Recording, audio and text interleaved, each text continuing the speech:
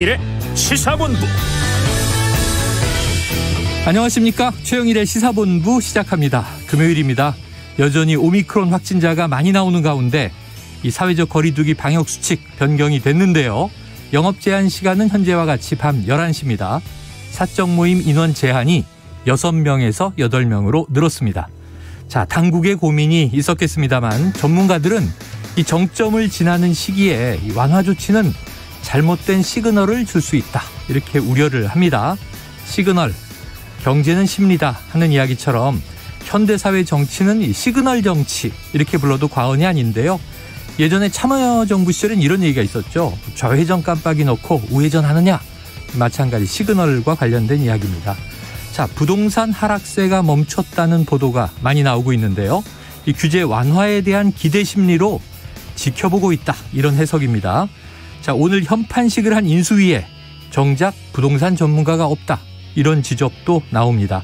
자, 노련한 국정운영, 굳이 실행을 하지 않아도 시그널만으로 대중과 소통하고 심리를 안정시킬 수도 있고, 또 반대로 불안감을 높일 수 있다는 것을 잘 알았으면 합니다. 자, 봄이고 주말입니다. 좋은 시그널이 많이 날아다니면 좋겠네요.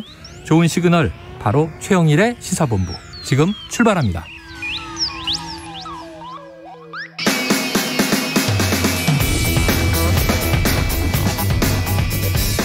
네, 1부에서는 오늘의 핵심 뉴스를 한입에 정리해드리는 한입뉴스 있고요. 2부 10분 인터뷰, 새로 발표된 거리두기 조정안에 대해서 박향 중앙사고수습본부 방역총괄 반장과 이야기를 나눠봅니다. 이어서 여론 오락관 몇 대 몇, 그리고 스포츠본부 준비되어 있습니다. 한입에 쏙 들어가는 뉴스와 찰떡궁합인 디저트송 신청 기다리고 있으니까요. 오늘 뉴스에 어울리는 노래가 있으면 문자 샵 9730으로 자유롭게 보내주세요. 오늘의 디저트송 선정되신 분께는 커피 쿠폰 보내드립니다. 짧은 문자 50원, 긴 문자 100원입니다. 네, 자, 조금 전 낮 12시에 강릉시와 평창군, 홍천군 산지에 대설경보가 발표가 됐습니다. 이 외출 가급적 피하시고 눈 피해에 대비하시기 바랍니다.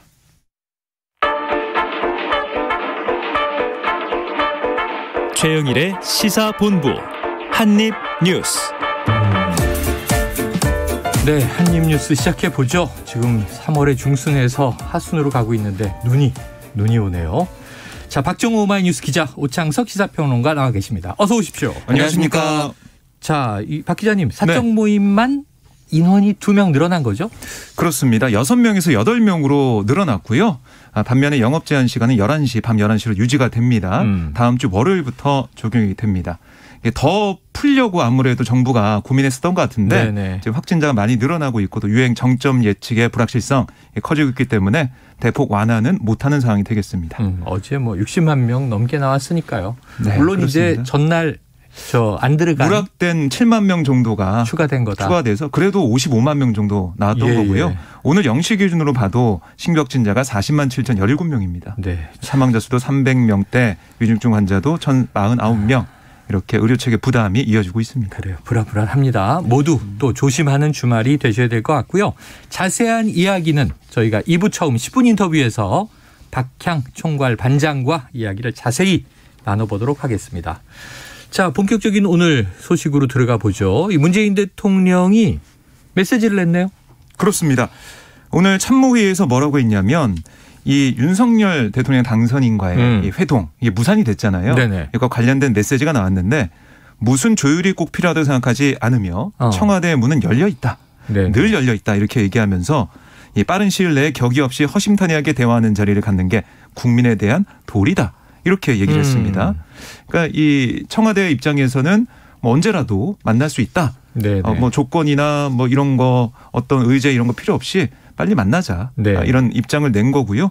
윤석열 당선인 측에서 어떤 반응을 보일지 봐야 될 것 같고, 그리고 어떤 얘기를 했냐면, 이 문 대통령의 참모들에게 당선인 측의 공약이나 국정운영 반영에 대해서 개별적인 의사 표현을 하지 말라. 이렇게도 좀 경고를 했어요.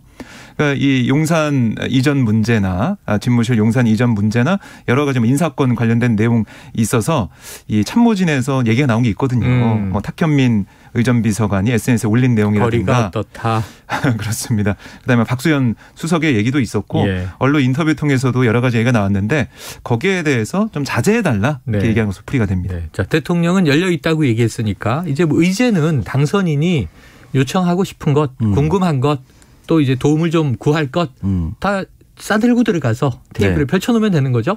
네, 그렇게 얘기를 이제 하라고 했으니까요. 준비해서 가면 될 것 같은데 지금 일단은 이명박 전 대통령 사면 얘기는 완전히 사라졌습니다. 아, 그래요? 이게 약간 그 인수위 차원에서 이 정도로 시끄러운 그 청와대 이전 문제가 있었나 싶을 정도로 이게 약간 블랙홀이 돼버렸어요. 네네. 예전에 정권 중반에 개헌 얘기하면 블랙홀 된다 이런 얘기 많이 있었잖아요. 그래서 실제로 모든 이슈를 개헌이 다 빨아들였는데 맞아요. 지금 인수위 내에서는 인수위가 구성원 인원이 어떻고 저떻고 이런 거 다 떠나서 이전한다 이 얘기가 다 블랙홀이 돼버려서 사면 얘기는. 집무실 이전 때문에 사면 얘기도 때문에. 사라지고. 다 사라졌죠. 그래서 완전히 사라졌는데 윤 당선인이 여기에만 매몰되어 있으면 매몰되어 있다 하더라도 저는 만날 필요는 있다. 예를 들어서 청와대를 이전하는 데 있어서 이런 계획을 준비하고 있고 이런 이유 때문인데 혹시나 현역에 계실 때 조금 도와주실 분은 없는지 제 의지는 너무 확고하니까 용산시대를 좀 개막하고 싶고 국민 속으로 더 나가고 싶다. 대통령께서도 첫 공약에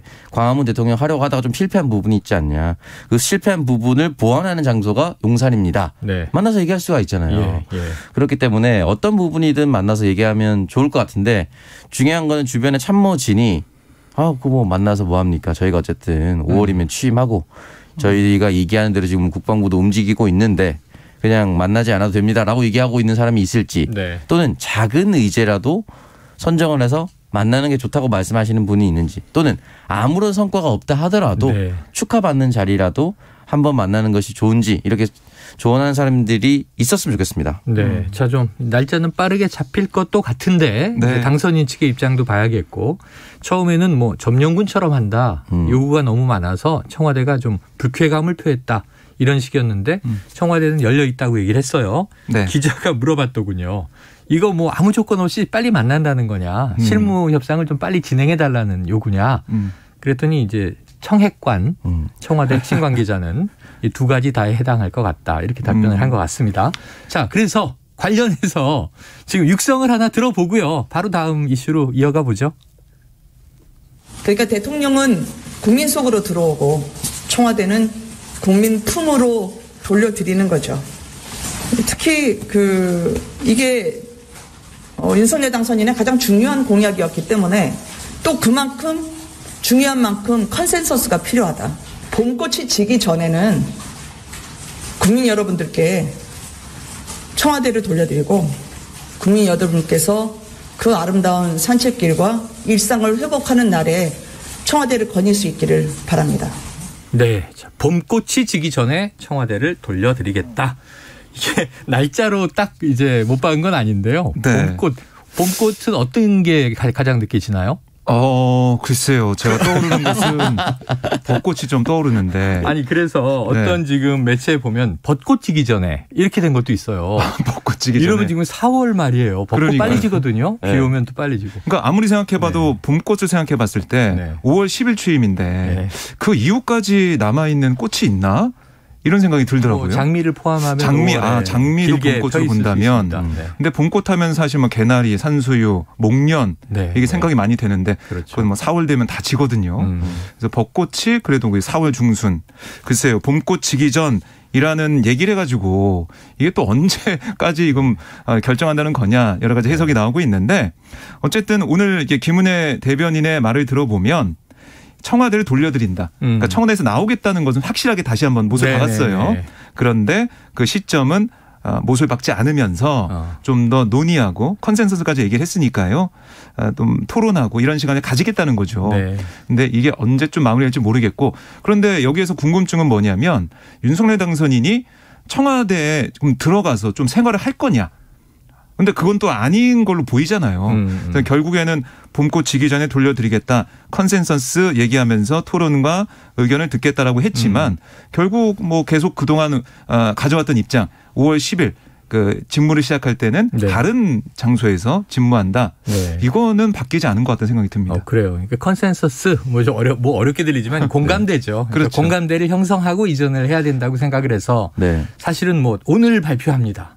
내일 발표합니다. 그러니까 이게 좀 문제였던 것 같아요. 네. 인수위는 오늘 출범을 했는데 네. 그러니까 시간을 좀 거치고 몇 가지 계획을 좀 결정을 해서 준비 기간을 거쳐서 적어도 이제 봄이 다 가기 전에는 이게 이제 윤석열 당선인의 대통령 취임 전후에는 청와대는 국민에게 개방하겠다. 이런 의지로 읽히거든요. 네. 어떻습니까? 좀 괜찮습니까 이제? 뭐 저는 일단 기본적으로 네. 이런 아름다운 표현을 굳이 네. 안 썼으면 좋겠어요. 정치권에서. 아름다운 거 싫어요? 이게 아름답기보다 불투명해요. 불투명하다. 그러니까 예측 가능하게끔 얘기를 좀 해줘야 네네. 그 부분에 대해서 국민들이 이제 바라볼 텐데 이런 아름다운 표현은 사실은 윤석열 당선인 측을 열렬히 지지했었던 국민들은 너무 행복해할 거예요. 뭐 그냥 이 시적인 표현이다. 그런데 반대 윤석열 후보를 지지하지 않았던 분들은 우리가 언제 주겠다는 거예요 도대체. 지금 저희도 말 꽃 10개 얘기를 했지만 언제 준다는 거예요 그러면. 네네. 그리고 지금 이전이 확실히 되지도 않았는데 지금 강제로 하겠다는 거야 이렇게 들릴 수도 있거든요. 제가 왜 이 표현을 아름다운 표현, 불투명한 표현 쓰지 말라고 했던 게 예전에 문재인 정권 초반에 임종석 비서실장이 네. 탁현민 비서관이 처음 청와대를 잠깐 떠났다 다시 들어오지 않았습니까? 예, 맞아요. 첫눈이 오기 전에 보내주겠다 했거든요. 기억나네요. 기억난다. 제가 그런 거 네. 그때도 비판했었어요. 이거 뭐 문재인 정권을 철저히 지지하는 네. 사람들은 시적인 표현이다 좋다지만 반대편은 뭐 하자는 거예요 지금 이게. 첫눈이 안 오면 안 보내주겠다는 거예요. 뭐 이런 식으로 얘기했어요. 맞아요. 그러니까 이거는 이런 식으로 좀 하지 말고 투명하게 그리고 이걸 어떻게 하겠다라고 뚜렷하게 보여주는 게 이제 청와대지 시 쓰고 있는 것이 아니다 비판을 반대편에서 네. 했습니다. 지금의 국민의힘 모든 패널들이 나와서 비판을 했었어요. 네네. 똑같은 걸 하고 있는 겁니다. 지금 공수교대가 된 상황인데 저는 다시 말씀드리지만 국민 속으로 들어가는 청와대 이전은 찬성하고요. 네. 다만 선거로 인해서 당선이 됐으면 이 선거라는 건 절차적 정당성을 보장해 주는 제도입니다. 네. 집무실 이전도 절차적 정당성을 반드시 얻어야 되고 국민 여론을 등에 업고 이전을 한다 하더라도 국방의 공백이 안 생기고 그리고 거기 가서도 훨씬 더 일을 잘할 수 있고 또 하나 용산 주민들의 반발도 없어야 한다. 이 부분까지 설명을 조금 더 천천히 해도 되지 않나. 이 봄꽃은 너무 모호한 표현입니다. 네. 행정부니까 단결하고 명료하게 이야기를 해달라 이런 거지. 저희 우창석 평론가가 뭐 신학 문학을 싫어하는 건 아니에요. 절대 그렇지 않습니다. 오해하시면 안 됩니다. 문학을 너무 좋아합니다. 또 예술을 써야 할 때가 있는 거고. 네. 자, 그런데 대통령실 이전 뭐 이제 시기는 요거 지난번에 첫눈 얘기하니까 그때 기상학자를 취재한 기자가 있어요. 그래요? 네, 올해 첫눈 언제 오냐고. 근데 지금 봄꽃 언제 지냐 그러면 또 식물학자를 취재하는 기자가 있을 수도 있어요. 봄꽃은 어디까지이며 올해 마지막 봄꽃이 지는 날짜는 언제입니까? 뭐 이럴 수도 있어요. 자, 그런데 중요한 건 그게 아니라는 거죠. 대통령실 이전할 뭐 부지 혹은 건물 이 결정돼야 되는 거 아닙니까? 그렇습니다. 오늘 인수위에서 오후 2시에 두 가지 두 장소가 지금 후보에 올라와 있는데요. 네. 광화문에 있는 정부 서울청사 별관 네. 외교부가 쓰고 있는 곳이고요. 그다음에 용산의 국방부 청사 여기를 방문해서 실제 이 현장이 이 대통령 집무실이 들어오기에 어떤지 실제 점검을 한다고 해요. 그래서 그 결과와 또 국민들의 의견과 이런 것들을 하나하나 이 테이블에 올려놓고 논의한다는 게 윤석열 당선인 측의 생각입니다. 그러니까 이게 이제 어제 기류하고도 좀 바뀐 것 같아요. 네. 어제까지만 해도 용산으로 간다. 이런 언론 보도도 많이 나왔고 그런 기류가 읽혔는데 지금은 좀 더 상황을 좀 지켜보겠다. 네. 국민들의 목소리도 좀 들어보겠다. 이렇게 좀 열려 있는 상황이라서 글쎄요. 지금 청와대에 나와서 정말 격의 없이 국민 속으로 들어가겠다. 이런 취지를 살리는 게 어떤 길인지 어떤 게 좋은지 네네. 이런 것들에 대한 판단이 좀 필요해 보입니다. 오늘 그런 고민들을 인수위가 또 많이 하겠네요. 그렇습니다. 대안을 이제 도출해보고 조금 폭넓게 원점에서 좀 천천히 생각했으면 좋겠습니다. 그런데 대통령실, 이 집무실 이걸 이전한다면 뭐 예를 들면 국방부 청사를 전제로 지금 예산 산출 같은 게 이제 언론 보도로 쏟아지는 것 같아요. 나온 게 좀 있습니까? 네, 그러니까 지금 야당 쪽에서 하는 얘기는 뭐냐면 민주당 쪽에서 정의당 쪽에서 하는 얘기는 뭐냐면 한 1조 원 넘게 들 거다. 민주당 아직 야당 아니지 않아요? 그렇군요. 죄송합니다. 네. 저도 이제 야당진 정도로 표현할 수 있을까요? 그러면 야당 예정당 여당이군요. 이 정도로 네. 여당 민주당 쪽 얘기를 들어보면 1조 원 정도로 추산하고 있습니다. 네. 그러니까 왜 1조 원이냐?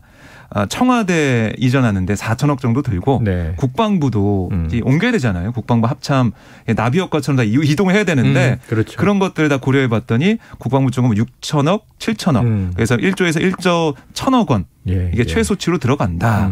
이런 주장인데 이 국민의힘 쪽 그러니까 당선인 쪽에서는 1조 든다는 것은 말이 안 되고 그렇게 많이 들지 안 된다. 이렇게 또 반박을 하고 있는 상황입니다. 네. 아이고.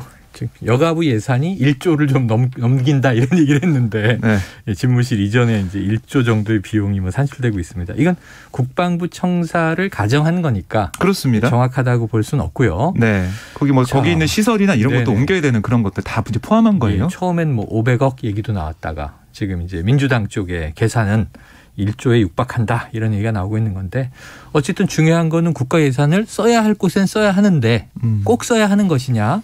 또 그 돈을 투자했을 때 그럼 국민들이 누리게 되는 혜택과 가치는 무엇이냐 네. 이런 걸 늘 우리가 따져봐야 될 텐데 네. 오 평론가님 어때요?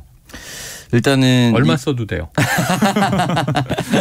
왜냐면 이제 청와대가 어떻게 보면은 우리나라 국가 이제 공직의 컨트롤 타워이기 때문에 그렇죠.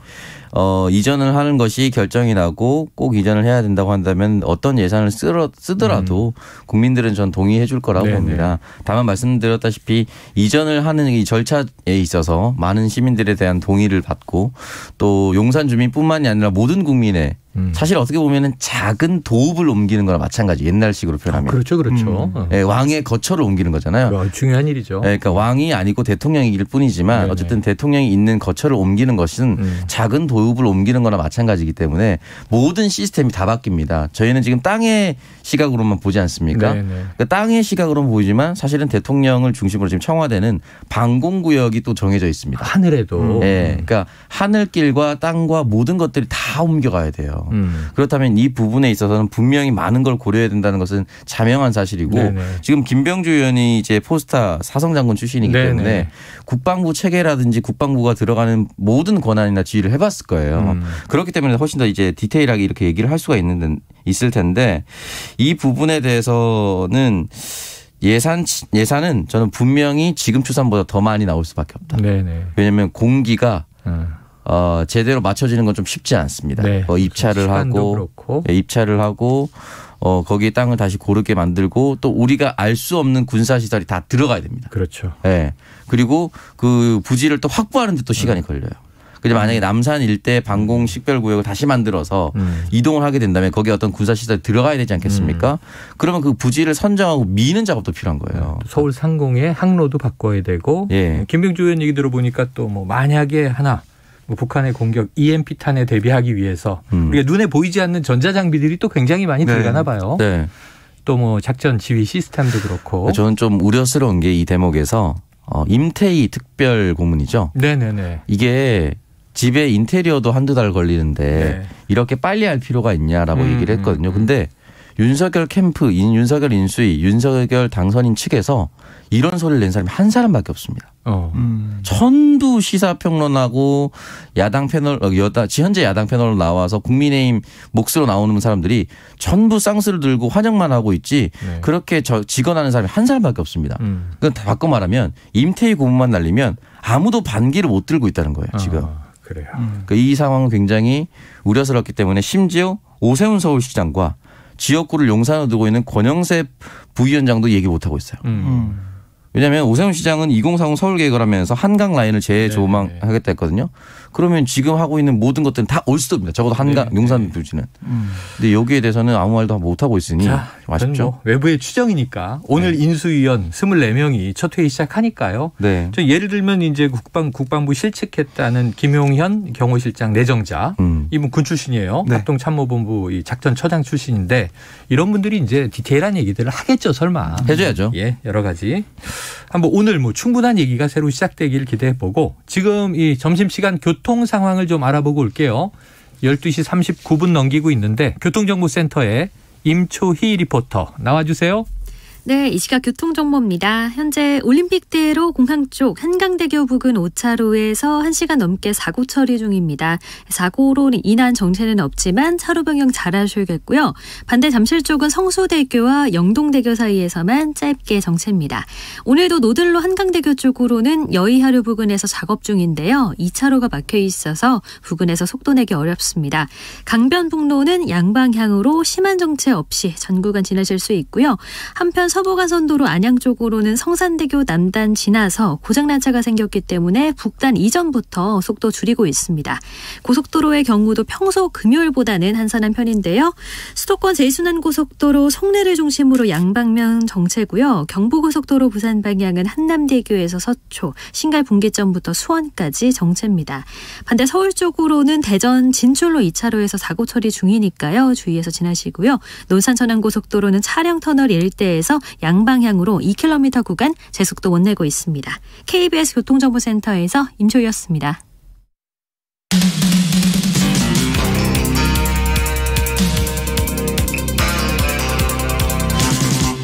최영일의 시사본부.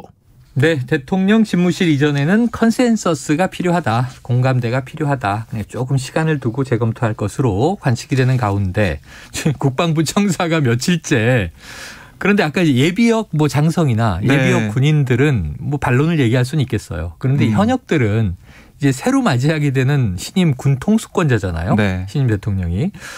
부글부글 이런 기사 많이 나오는데 직접 나오는 얘기가 없다가 드디어 화제가 되는 한 명이 등장했습니다. 네. 이 폐업 통보 날벼락 국방부 매점 주인이죠. 어떤 얘기한 거예요? 그러니까 이 국방부 신청사 지하에서 5년째 매점을 운영하고 있는 A씨. 네. A씨가 어제 청와대 국민청원 게시판에 글을 올렸어요. 뭐라고 썼냐면 지금 대통령 집무실 결정을 앞두고 국방부가 혼란 그 자체다. 이렇게 상황을 전하면서 네. 나도 마찬가지다. 이 집무실 이전 때문에 어제 그러니까 16일 날짜로 네. 이달 말까지만 영업을 할 수 있다고 마음의 준비하라는 통보를 받았다. 네. 이런 얘기를 한 겁니다. 마음의 준비를 하라는 거고 네.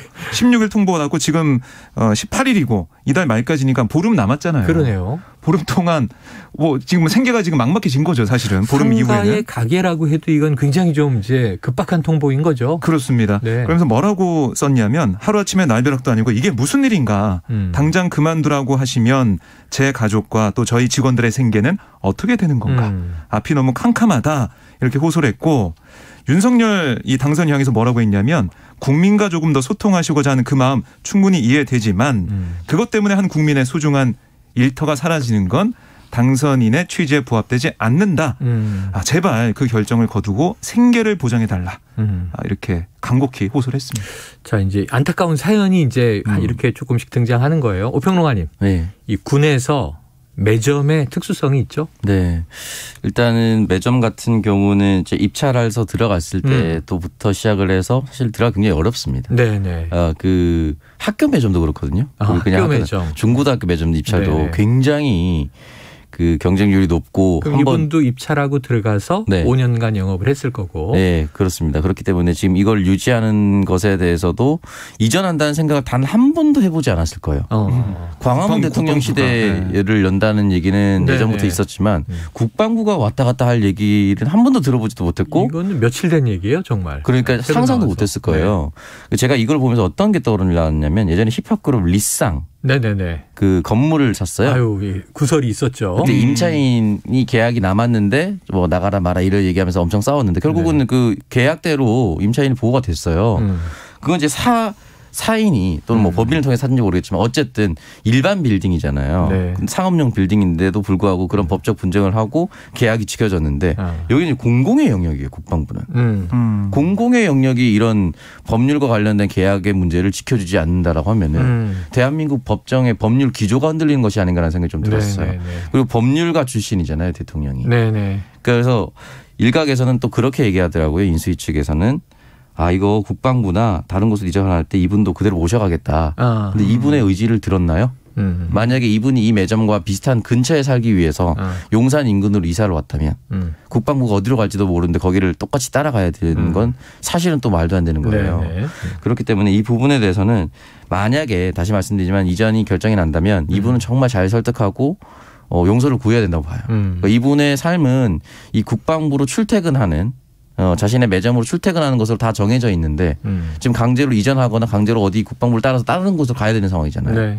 그렇기 때문에 이분도 국민입니다. 그래요. 이분도 윤석열 후보를 투표했을 수도 있어요. 그렇기 때문에 이분의 마음을 좀 잘 달래주셨으면 좋겠습니다. 너무 안 보이고 이분이 말씀하실 때도 굉장히 좀 용기를 많이 내서 쓰지 않았을까 생각이 듭니다. 상당히 놀랐으니까 이런 호소를 했는데 호소문을 보면 상당히 정중하게 또 이제 요청의 형식을 띠고 있습니다. 어쨌든 여러 가지를 다 이제 헤아려 봐야 될 것 같고요.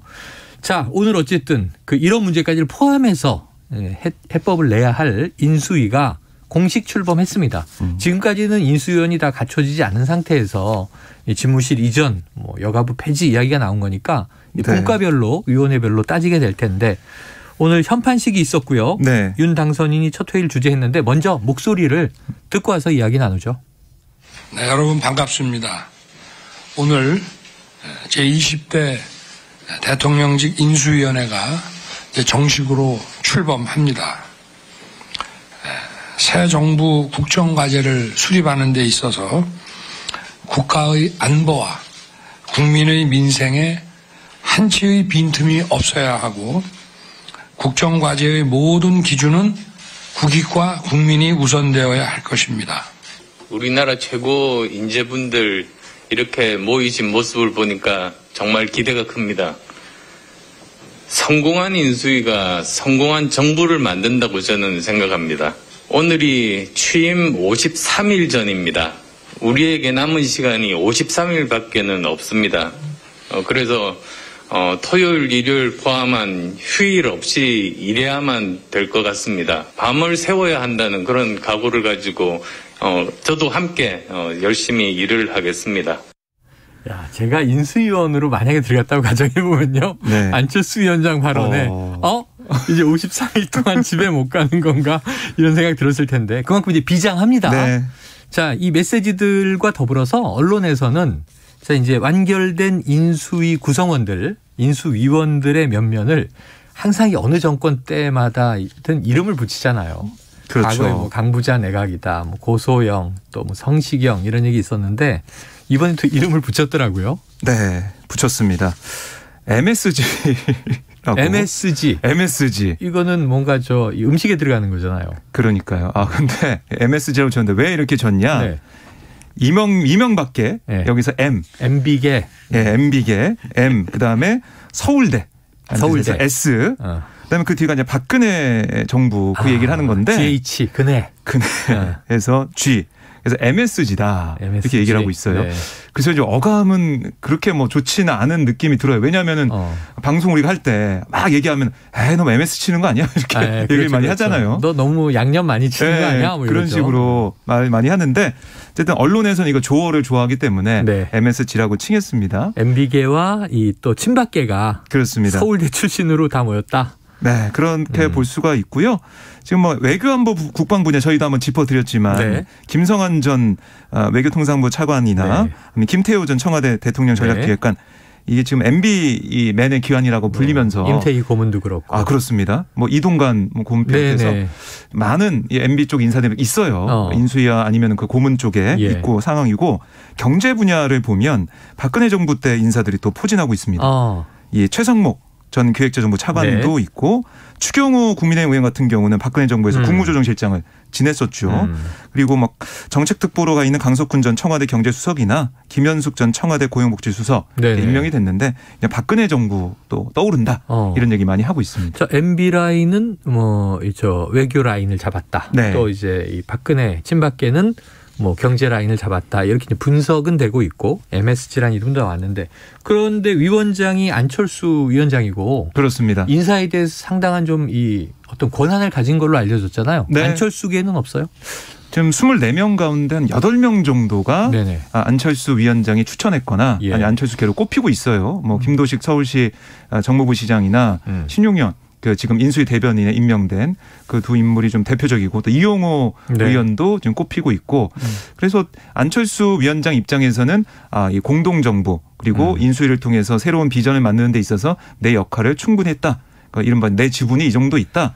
좀 만족해하는 분위기라고 전해지고 있습니다. 네, 또 다른 말로 뭐 서울 50대 남자, 네. 서우남 얘기도 있는데 어떻게 보십니까? 그래도 안철수 위원장계로 이제 그 기획조정분과 이태규 의원, 경제인분과의 고산 씨, 그리고 사회복지분과의 백경란 교수, 우주인 고산 씨. 네, 그래서 6명 정도 측근이라고 분류가 되고 있는데 이 정도 뭐 충분히 지분 확보가 돼 있다라고 저는 볼 수가 있을 것 같고요.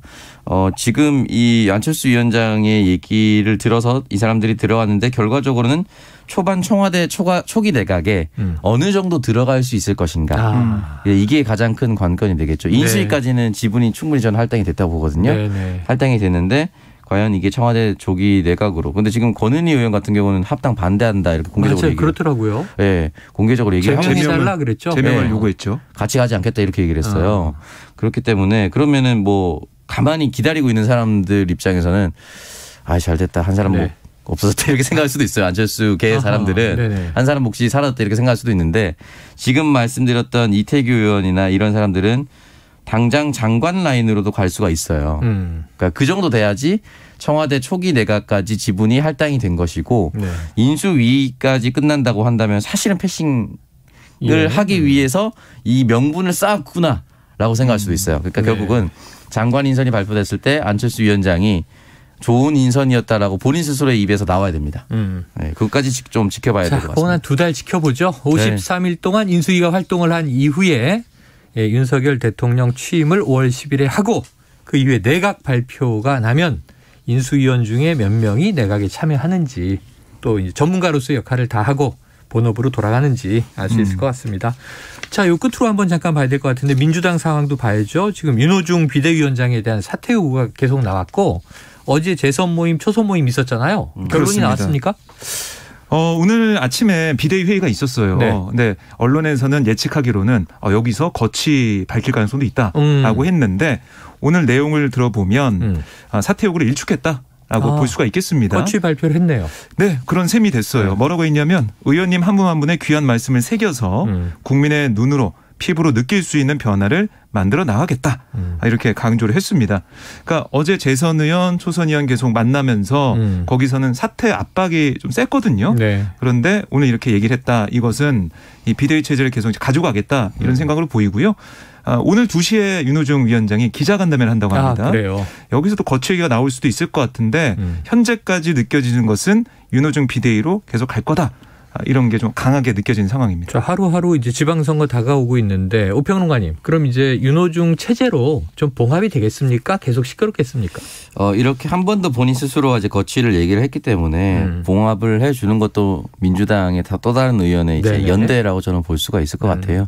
이 문제를 가지고 윤호중은 안 된다라고 계속해서 하면은 선거도 졌는데 그만하면 되지 않았어라고 얘기를 할 수도 있는 거예요. 그러면 또다시 윤호중 원내대표에 대한 악감정이 있는 민주당 지지자들도 고작 0.7 졌는데 이렇게까지 흔들 거야?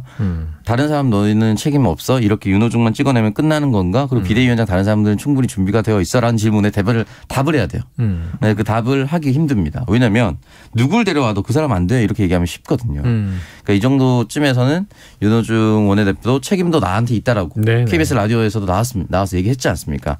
그러면 책임도 통감하고 있기 때문에 어느 정도 이 선에서 봉합을 하는 것이 맞지 않을까. 어차피 제 편은 지방선거 이후입니다. 네, 뭐 여러 가지 얘기들이 나오고 있어요. 최이배 전 의원은 또 문 대통령이 사과해야 한다는 얘기도 있고 박지원 공동비대위원장의 성토도 계속 나오고 있는데 자, 어쨌든 앞으로 뭐 어디 여야 다 막론하고 책임 있는 분들이 사퇴하라 얘기할 때는 대안도 같이 내주면 좋을 것 같아요. 그래서 이렇게 가자.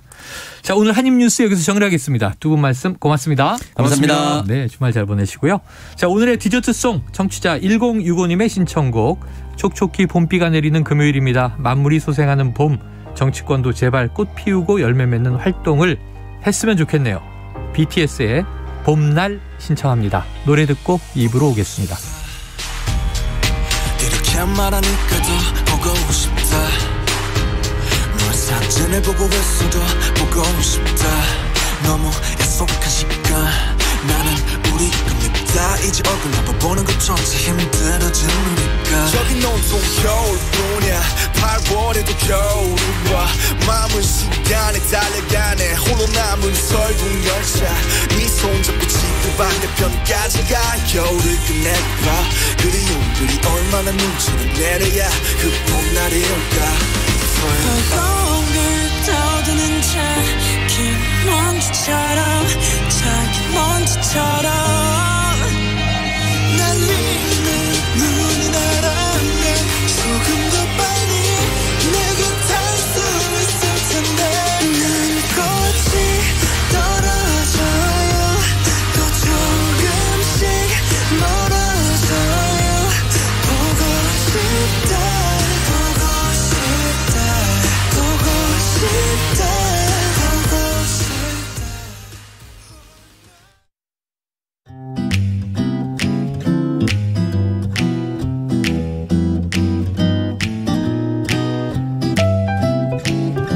안녕하세요. 바른말 고운말입니다. KBS 1텔레비전에서 방송되고 있는 우리말 교육에서 나왔던 문제를 짚어보겠습니다. 오늘은 제시되는 뜻풀이에 해당하는 표현을 맞히는 문제입니다. 고유어 부사로 조금이라도 실수하면 또는 자칫하면을 이르는 사음절로 된 표현은 무엇일까요? 출연자의 답에 걸핏하면, 까딱하면, 여차하면이 있었는데요. 이 중에서 정답은 까딱하면입니다. 까딱하면은 동사 까딱하다에서 나온 것인데 까딱하다는 주로 까딱하다가는 까딱하면, 까딱했더라면의 형태로 쓰여서 조금이라도 잘못하거나 실수하다의 뜻을 갖고 있습니다. 예를 들면 까딱하다가는 기차를 놓치겠다. 까딱하면 애들 싸움이 어른 싸움이 되겠다. 이렇게 말할 수 있습니다. 참고로 출연자의 답에 나왔던 걸핏하면은 조금이라도 일이 있기만 하면 곧이라는 뜻으로 툭하면과 비슷하게 쓸 수 있습니다. 요즘 그는 신경이 예민한지 걸핏하면 성을 낸다. 이렇게 표현할 수 있습니다. 또 여차하면은 동사 여차하다에서 나온 형태인데요. 그 자체가 부사는 아닙니다. 여차하다는 일이 뜻대로 되지 아니하다를 뜻해서 그는 여차하면 그만둘 각오를 하고 있다와 같이 쓸 수 있습니다. 그리고 간혹 여차직하면이란 표현도 들을 수 있는데요. 여차직하다는 여차하다의 잘못된 표현입니다. 바른말 고운말 아나운서 변희영이었습니다.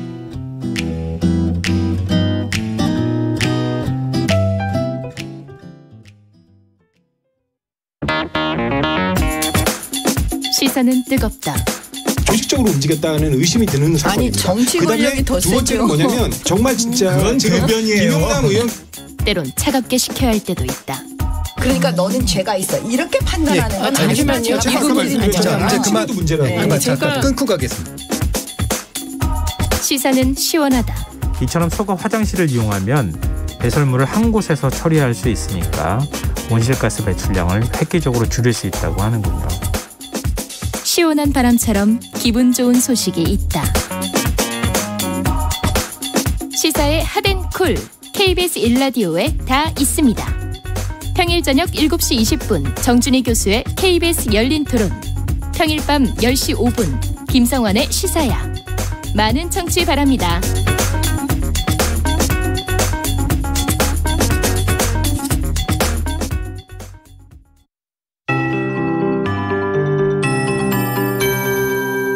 KBS 58분 날씨.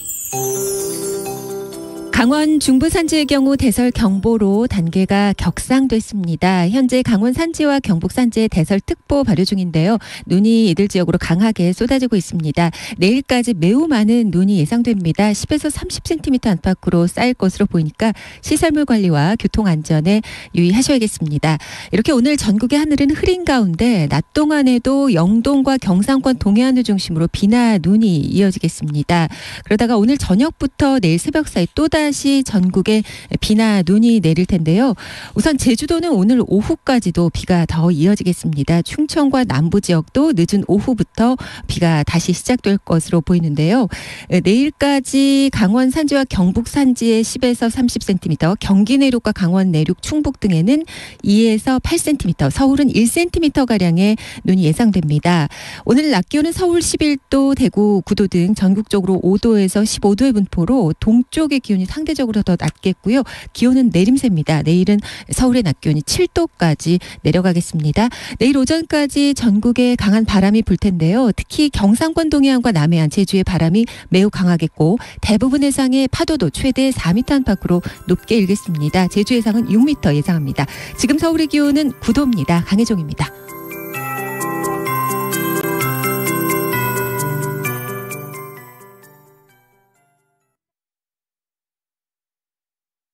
정성을 다하는 국민의 방송 KBS가 한시를 알려드립니다. AM 711kHz, FM 97.3MHz, KBS 1라디오입니다. HLKA.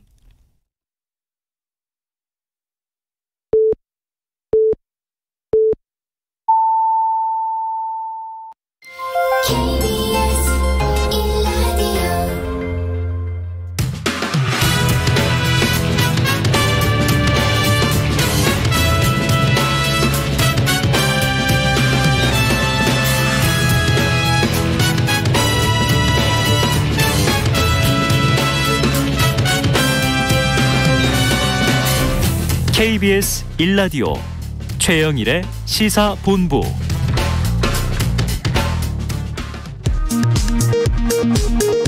이 시각 라디오 정보센터 뉴스입니다. 정부가 오는 21일부터 2주간 사회적 거리 두기에 따른 사적 모임 제한을 6인에서 8인으로 완화하기로 했습니다. 다만 식당 등의 영업시간은 밤 11시까지로 그대로 유지합니다. 정부가 코로나19 변이 바이러스인 오미크론 확산에 따른 내수 회복 제약이 우려되고 대외 불확실성도 한층 더 커졌다고 진단했습니다. 정부는 이달에도 어려운 물가 여건이 지속되고 고유가가 장기화하면 경기 하방 요인으로 작용할 가능성이 있다고 예상했습니다. 문재인 대통령은 윤석열 당선인과 빠른 시일 내에 격의 없이 허심탄회하게 대화하는 자리를 갖는 게 국민에 대한 도리라고 밝혔습니다. 청와대 박경미 대변인은 문 대통령은 무슨 조율이 꼭 필요하다고 생각하지 않으며 청와대의 문은 늘 열려 있다고 말했다고 전했습니다. 윤석열 대통령 당선인이 국정과제의 모든 기준은 국민과 국익이 우선돼야 한다고 밝혔습니다. 윤 당선인은 국가의 안보와 국민의 민생에 한 치의 빈틈이 없어야 한다며 이같이 밝혔습니다. 지금까지 라디오 정보센터 조진주였습니다.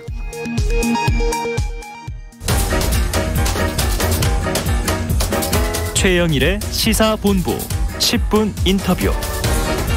네, 화제 이슈를 콕 짚어보는 10분 인터뷰 코너인데요. 오늘 0시 기준 코로나19 신규 확진자 40만 7,017명입니다. 위중증 환자도 1,049명으로 나타났는데요. 자, 코로나19 폭증 상황 속에서 21일부터 시행될 완화된 거리두기 방역 정책 일부에 말씀드렸습니다. 박향 중앙사고수습본부 방역총괄반장을 전화로 연결해서 자세한 이야기 나눠보겠습니다. 자, 반장님 안녕하세요. 네, 안녕하세요. 박향입니다. 네, 아유 고생 많으시죠? 아닙니다. 감사합니다. 힘드시죠? 자, 어제 이 신규 확진자가 62만여 명 깜짝 놀랐습니다. 오늘은 이제 40만여 명. 그러다 보니까 하루 사이 확진자 수가 한 22만 명 차이가 나잖아요. 네. 요거 좀 어떻게 분석하고 계세요? 네, 어제 갑자기 60만 넘어서 많이 놀라셨죠. 저희들도 그렇습니다. 네, 다만 좀 착오가 좀 있었는 거 어제 질병청에서 발표는 했지만 그러니까 신속항원 검사를 병원에서 하게 되면서 통계 집계가 좀 늦게 돼가지고 누락됐죠. 그제 거하고 해갖고 한 7만 정도 차이가 난 것 같아요. 네네. 그래서 아마 이제 그제가 한 47만, 실제로 하면 어제는 한 55만 정도, 오늘이 이제 40만입니다. 그래서 통상 보면은 요일간에 좀 편차가 있어요. 되게 이제 수요일이나 목요일쯤 하는데 아마 좀 그런 변동이 좀 있었던 것 같습니다. 네. 자, 편차 한 7만 명을 빼도 그래도 이제 어제 오늘 한 15만 명 가까이 차이가 나는 거죠. 그렇죠. 네네. 자, 신속 항원 검사에서 양성 반응이 나오면 이 확진 판정을 받게 되니까 더 많아질 거라는 예상은 뭐 당연했던 것 같아요. 그래도 확진자가 좀 급격히 늘고 있는 상황으로 봐야겠죠? 네, 그렇습니다. 저희가 이제 전문가들도 다음 2주나 다음 주 중에 이제 정점을 좀 이룰 것이다라고 판단을 했는데, 그거는 오미크론이 자체가 갖는 높은 전파력이라든지 또 지금 사람들이 봄철에 또 많이 움직이잖아요. 그런 기본이 있는 것 같고 또 검사 체계가 이제 그 신속항원 검사를 병원에서 하게 되면서 좀 접근성이 좋아졌기 때문에 또 검사 건수하고도 또 바로 관련성이 있거든요. 그래서 아마 신속한 검사를 양성으로 인정하면서 그런 영향들도 좀 있다라고 저희들은 생각하고 있습니다. 네, PCR이 좀 엄격했다면 이제 느슨해졌기 때문에 숫자가 는다. 일주일 동안 사망자 수가 전주에 비해 600여 명 급증했습니다. 많이 걸려도 약하다면 뭐 나으면 될 텐데 사망은 좀 걱정되거든요. 어떤 요인이 컸던 건가요? 이제 사망자 숫자는 그 확진자 숫자 규모하고도 연관성이 있어요. 네. 그래서 이제 전체적으로 보면은 그 치명률이나 이런 것들로 볼 때는 오히려 더 떨어졌음에도 불구하고 확진자 숫자가 워낙 커지면서 사망자가 늘어나고 있습니다. 네. 특히 이제 여전히 60세 이상이 한 95% 이상을 차지하고 있거든요. 네네. 그중에 특히 이제 미접종자들이 대부분 차지하고 있기 때문에 네네. 이제 그 부분들에 대한 관리를 저희들이 최대한 그쪽에 집중해서 한다고 하더라도 워낙 확진자 규모가 많이 늘어서 그런 것 같습니다. 특히 고령층이 많아서요. 어제 우리 보면은 되게 요양병원에서 한 45%, 그다음에 이제 병원에서 이제 중증으로 이완되면서 이행 과정에서 사망하시는 분들도 계시고, 그다음에 아니면 원래 기저질환을 갖고 있다가 코로나 확진돼서 좀 사망에 이르신 분도 계시고 그런 것 같습니다. 알겠습니다. 일단은 위험한 분들은 고령자, 고위험군, 특히 요양병원, 그렇습니다. 병원에 계신 분들, 네네. 그리고 이제 백신 미접종자 얘기해 주셨습니다. 그렇습니다. 자, 이제 궁금한 건 이거죠. 오미크론 유행의 정점은 언제인가? 지금 온 것인가? 맞고 있는 것인가? 지금 어떻게 보세요? 이제 뭐 저희들도 이거는 그 수리 모델을 통해서 예측하는 겁니다. 그래서 그 정점 확진자 숫자 규모나 이런 것들에 미치는 영향들이 하도 다양해서요. 네. 전문가들도 좀 약간 의견들은 다양해요. 그런데 되게 이제 전문가들 한 8군데, 9군데 이렇게 의견을 모아보면 되게 2주나 다음 주쯤 정점이 이르지 않겠나. 네네. 그리고 그때 이제 좀 추정했던 것이 20만에서 많게는 40만까지 왔다 갔다 했었거든요. 네네. 그러니까 이제 주간 평균으로 보면 지난주 주간이 한 28만 정도 됐었어요. 그러니까 이번 주는 어제 이제 62만을 치긴 했지만 화요일에 30만 한 적도 있었고 해서 네네. 이번 주가 한 40만 정도 된 것 같아요. 근데 다음 주도 좀 지켜봐야 정점이라고 하는 것도 지나봐야 알잖아요. 그렇죠. 좀 더 지켜봐야 될 것 같습니다. 꺾인 이후에나 확인이 되니까. 네네 그렇습니다. 자, 이번 주가 과연 우리가 정점을 지나고 있는 것인지 다음 주에 네네. 더 나오거나 할지 이걸 지켜봐야 네네. 한다. 자, 정점 기간이 좀 예상보다 길어지는 편입니까? 어떻습니까? 네, 우리나라 같은 경우는 정점에 이르는 기간이 좀 다른 나라보다는 좀 길었고요. 또 되게 추정하는 거로는 다른 나라도 정점을 치고 그다음에 이제 하향 곡선을 내려가는 게 한 달 정도 가까이 걸린 것 같은데 근데 우리나라는 또 접종률이라든지 또 여러 가지 사회적 여건 이런 상황들이 다르기 때문에 또 우리는 어떻게 될지 좀 지켜봐야 될 건데요. 좀 더 30년 만이나 이런 데가 좀 더 유지되는 기간이 길어지지 않을까라는 또 전문가들 의견도 있는데 저희들이 더 이제 확인해봐야 될 것 같습니다. 알겠습니다. 자, 아까 잠깐 언급을 해주셨는데 우리 확진자 수가 워낙 폭증하다 보니까 사망자 네네. 숫자가 늘어나는 건 연동돼 있는데 그래도 이제 치명률은 좀 낮아지고 있다 이런 보도들이 많아요. 치명률은 네네. 어떻습니까? 네, 치명률은 어쨌든 계속 지속적으로 낮아지고 있어요. 그래서 지난번에 21년 4월부터 22년 3월까지 네. 오미크론 변이가 확진된 사람만 한 14만 명을 분석을 했거든요. 네. 그랬더니 현재 오미크론 치명률은 한 0.07 정도 3차 접종 완료자로 했을 때 그 정도 나오고 있어요. 그래서 연령 표준화로 했을 때는 0.17 정도 나오고요. 네네. 그중에 60세 미만은 0.01. 그중에 또 접종을 완료한 사람은 거의 없고요. 60대 이상의 경우에는 1.21. 근데 만약에 접종을 완료한 사람만 하면 0.07이에요. 네. 그래서 이제 통상 저희가 계절 독감이 한 0.05에서 0.1이라고 보기 때문에 이제 접종을 완료한 사람, 그러니까 오미크론 전체에 대한 게 아니라 접종을 완료한 사람의 경우에는 계절 독감과 비슷하지만 특히 이제 접종을 하지 않으신 분들 차이는 60세 이상으로 보자면은 10배 차이가 나요. 네.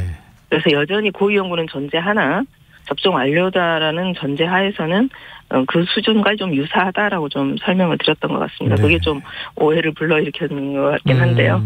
네네. 말씀하신 대로 접종과 미접종의 차이가 굉장히 크다.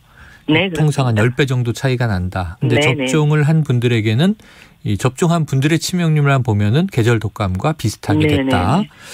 자, 그러니까 지금 이제 이 미접종자, 고령자, 고위험군 관리가 더 중요해지는 시점인 것 같습니다. 그렇습니다. 네. 자, 21일부터 적용되는 거리두기 조정안이 오늘 발표가 됐잖아요. 네, 그렇습니다. 영업시간 밤 11시, 23시 네네. 제한은 그대로 유지, 사적 모임 인원 6명에서 8명으로 제한을 다소 완화. 네. 자, 이렇게 결정된 이유가 있겠죠. 이제 지금 아직은 많은 분들이 또 전면적인 완화를 많이 예측을 하셨었는데 네네. 아직은 정점이 명확하지는 않고 또 확진자 증가세가 좀 이번 주 내내 좀 진행됐잖아요. 네. 그래서 전면 완화하기는 좀 어려울 것이다라는 의견들이 많았고요. 다만 이제 민생 경제나 이런 측면에서는 그래도 다 완화했으면 좋겠다.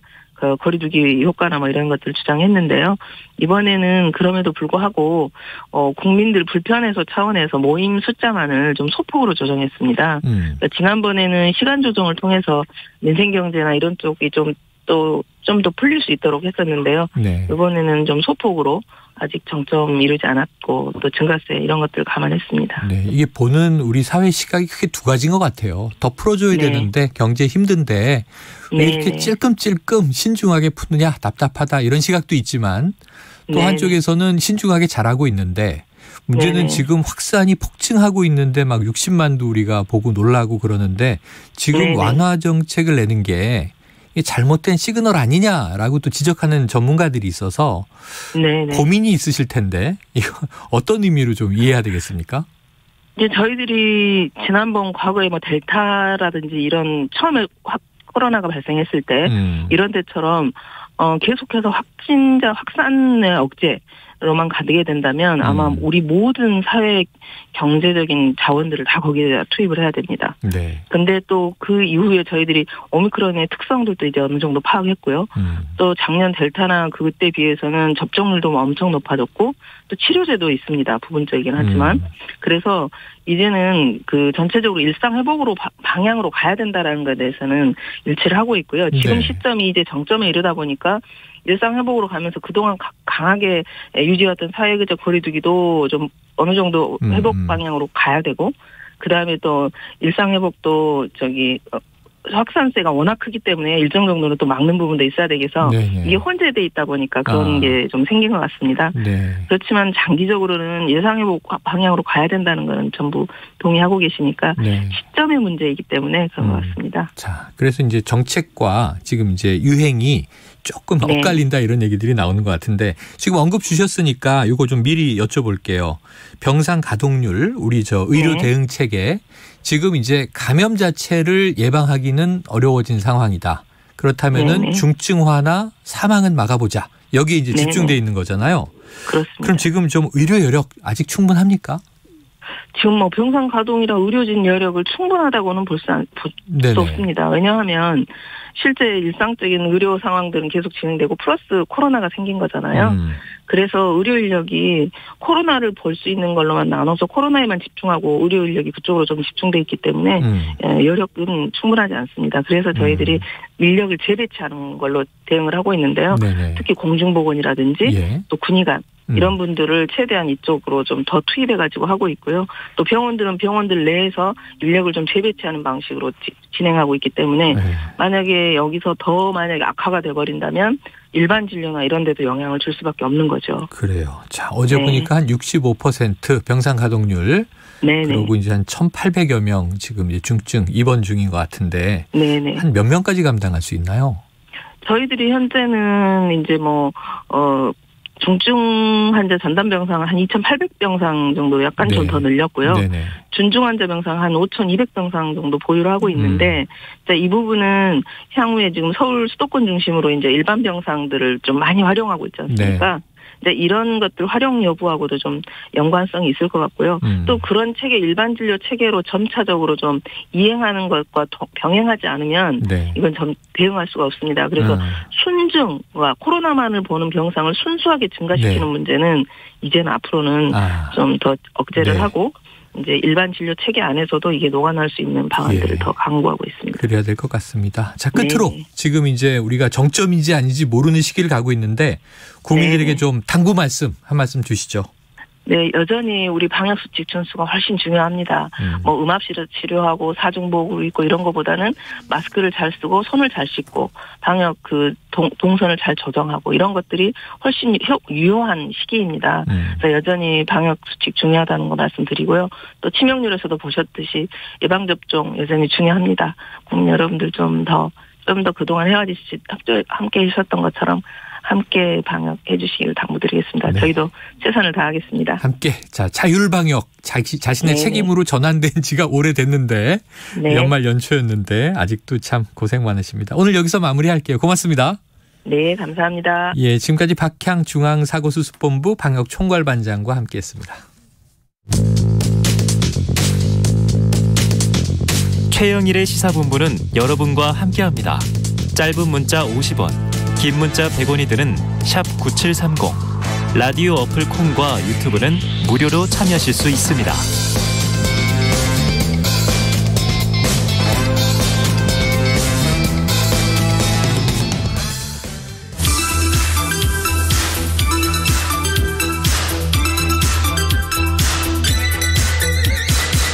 네, 민심은 데이터에 있다. 숫자로 보는 민심, 여론오락관 몇 대 몇. 자, 오늘도 시작해 보겠습니다. 여성팀 배종찬 인사이트K 연구소장, 남성팀 이은영 휴먼앤데이터 소장님 나오셨습니다. 어서 오세요. 네, 안녕하십니까. 아유, 이 여론오락관만은 그냥 젠더 화해의 물결이. 아, 그럼요. 훈훈하죠? 오늘 뭐 훈훈합니다. 자, 두 소장님. 남녀 통합. 네. 네. 변호사님 오늘 얼굴이 확 피셨어요. 지난주 이 시간에는 개표 방송으로 네. 밤새고 눈이 거의 안 떠졌거든요. 그러니까요. 비몽사몽이었죠. 비몽사몽간에 네. 이제 개표 분석을 막 해주셨었는데, 자 이제 대선 끝나고 뭐 일주일 이상 지나서 네. 인수위 시절이 또 왔습니다. 자, 이 여론조사 기관들이 좀 한가해지는 시즌인가요? 아닙니다. 이제 아니요? 시작입니다. 이제 시작이에요? 네, 이제 지방선거 준비를 하기 위해서. 그때가 대목이죠? 네, 이게 대목이고요. 네. 이번에는 지금 뭐 민주당 쪽도 이제 열심히 지금 선거 캠페인을 할 준비를 하고 있어서 양쪽 다 아주 만만치 않게 수요가 많을 것 같아요. 수요가 많을 수밖에 없는 게 대선은 그냥 딱 한 명의 후보를 정당이 내세우지만 이번에 이 후보자가 몇 명쯤 될 것 같아요? 너무 많죠. 수만 명? 수만 명까지 안 돼도 한 10,000명 이상은 됩니다. 10,000명 이상? 네. 아니 선출하는 자리가 뭐 6,000개가 넘는다면서요? 그러니까요. 그럼 뭐 2대1 경쟁률만 해도 정당이 몇 정당이 개인데. 진짜 이번에 보니까 굉장히 많아가지고. 한 2만 명은 나오겠다. 2만 명, 그렇죠. 2만 명 충분히. 마음 먹고 있는 사람은 더 될 거예요. 그러면 배 소장님도 지금 대목 준비하고 계십니까? 아니 근데 기자분들께 선거 있을 때 바쁘시죠 그러면 1년 내내 바빠요 이러시거든요. 1년 내내 바쁘죠. 여론조사 기관도 1년 내내 바쁘다. 네. 자, 배 소장님은 지금 이런 의혹도 있어요. 출마하는 거 아니냐. 왜 자꾸 왜 그러세요? 후원회장이 뭐 최영일이다 이런 얘기는 있는데 그래요? 자제하겠습니다. 네. 우리 벌써? 우리 방송 내려놔야 돼요. 자, 전혀 선거에 개입하지 않습니다. 아닙니다. 네. 자, 이 소장님께 여쭤볼게요. 네. 새로운 대통령 당선 이후의 민심 많이 궁금하실 겁니다. 다들. 그렇습니다. 일주일. 예. 자, 윤석열 당선인의 국정수행 전망. 시작도 안 했어요. 그렇죠. 국정수행의 전망이에요. 예. 이 리얼미터가 미디어 헤럴드 의뢰로 지난 10일, 11일 조사해서 14일에 발표한 결과가 나와 있더라고요. 네. 자세한 내용은 중앙선거여론조사 심의위 홈페이지 참조하시고요. 어떤 결과 나왔습니까? 잘할 거라는 의견이 52.7%, 네네. 잘하지 못할 것이라는 의견이 41.2%, 잘 모르겠다가 6.1%가 나왔어요. 그래서 6.1. 예, 이게 역대 리얼미터가 이제 당선인 중심으로 이제 기대감을 평가한 조사를 보면은 이명박 대통령 79.3, 박근혜 대통령 64.4, 문재인 대통령 74.8로 시작하기 전에 지금 이제 인수위가 딱 구성이 됐고 요 시기에 시작한 이전에 조사들과 비교해 보면 상당히 지금 낮은 수준의 기대감이 지금 형성되어 있다 이렇게 볼 수 있을 것 같아요. 왜 낮을까요? 왜? 이게 지금 대선 끝난 지 이제 지금 얼마 안 됐고 그리고 이제 지지 흐름이 지금 아직은 이렇게 크게 변동 없이 그냥 유지하고 있는 상황. 팽팽했고 그렇습니다. 뭐 역대 좁은 차이로 그렇죠. 당락이 결정됐으니까요. 네, 그래서 지금은 이제 평가를 뭐 이제 기대감이라고 평가하기는 어렵고 이제 인수위가 구성돼서 활동을 하고 이제 본격적으로 윤석열 대통령을 중심으로 한 또 지표가 이제 꾸준히 이제 시작이 될 거거든요. 네, 그렇겠죠. 이제 그때 그러니까 5월부터 이제 좀 봐야 될 것 같아요. 5월부터. 예, 본격적으로 취임한 이후에. 예. 그렇죠. 지금은 전망일 뿐이다. 그럼요. 이제 전망은 전망인데 그만큼 대선 결과라고 봐야 되겠죠.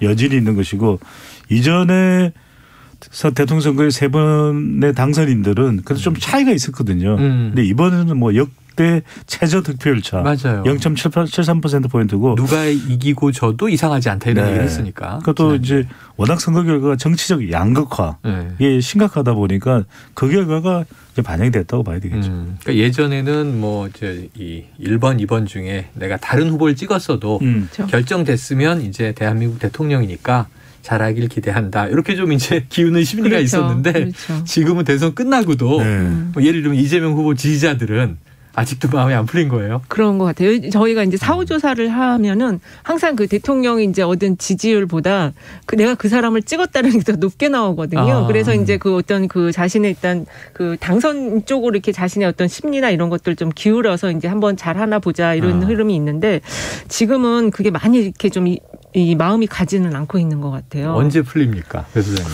중요한 건 이제 임기가 시작되고 얼마나 이제 통합 또 소통 이 협치 정신이 발휘되느냐가 중요한 거죠. 발휘되느냐. 실제 많은 대통령도 임기 초반에 기대감이 컸다가 그렇지 못한 경우도 있었거든요. 네네네. 대표적인 것이 이제 이명박 전 대통령도 이렇게 당선인 국정수행 기대감은 높았고 실제 임기가 시작됐을 때는 지지율이 매우 높았어요. 70% 이상이었고 2008년에 있었던 총선에서도 거의 압승을 했거든요. 그런데 그 직후에 뭐가 있었습니까? 불통의 상징이 되어버린 명박산성, 이 광우병 사태 때. 사실 이때 지지율이 완전히 곤두박질 쳤거든요. 그러니까 중요한 것은 윤석열 당선인이 말 그대로 조사 결과도 있습니다. 한국갤럽이 지난 15일부터 17일까지 실시한 조사 결과이고요. 오늘 이제 발표가 됐습니다. 자세한 내용은 중앙선거여론조사 심의위원회와 조사기관의 홈페이지에서 참고 가능한데요. 윤석열 당선인에게 바라는 점입니다. 바라는 점? 어떤 말을 하고 싶은지 자유응답으로 물어봤는데 통합, 국민화합, 협치 가장 높았습니다. 물론 이제 다양한 의견으로 나눠지다 보니까 수치는 11%였지만 또 열심히 잘하길 바란다가 9%, 공약 실천, 약속 이행이 8%, 경제 회복, 민생 안정이 7%니까 구체적인 정책보다도 이 마음가짐, 그러니까 얼마나 통합, 포용, 자세, 태도 이런 걸 다 기대하네요. 이것이 바로 국민을 위해서 국민을 향해서 가겠다고 했던 윤석열 당선인이 빛을 발할 수 있는 부분은 바로 이 통합, 국민 화합, 협치의 정신을 발휘하는 거죠. 짧게 덧붙이면 지금 이 갤럽 조사가 이제 오픈 문항 자유응답 방식으로 이루어졌는데 그러면 주관식으로 쓰는 거예요? 그렇습니다. 주관식으로 이제 쓰는 건 아니고요. 말로 하는 거죠. 전화가 오니까. 근데 이제 지금 이 숫자들이 높지가 않아요. 통합, 국민화, 협치가 11%고 이제 나머지들이 한 그 언저리에 있는데 이러한 결과가 이제 기대감도 높지 않고 이런 그 과제에 대한 것도 이렇게 좀 분산되는 흐름이 나타나는 게 일단 윤 당선인 자체가 이제 정치 초보자라는 점.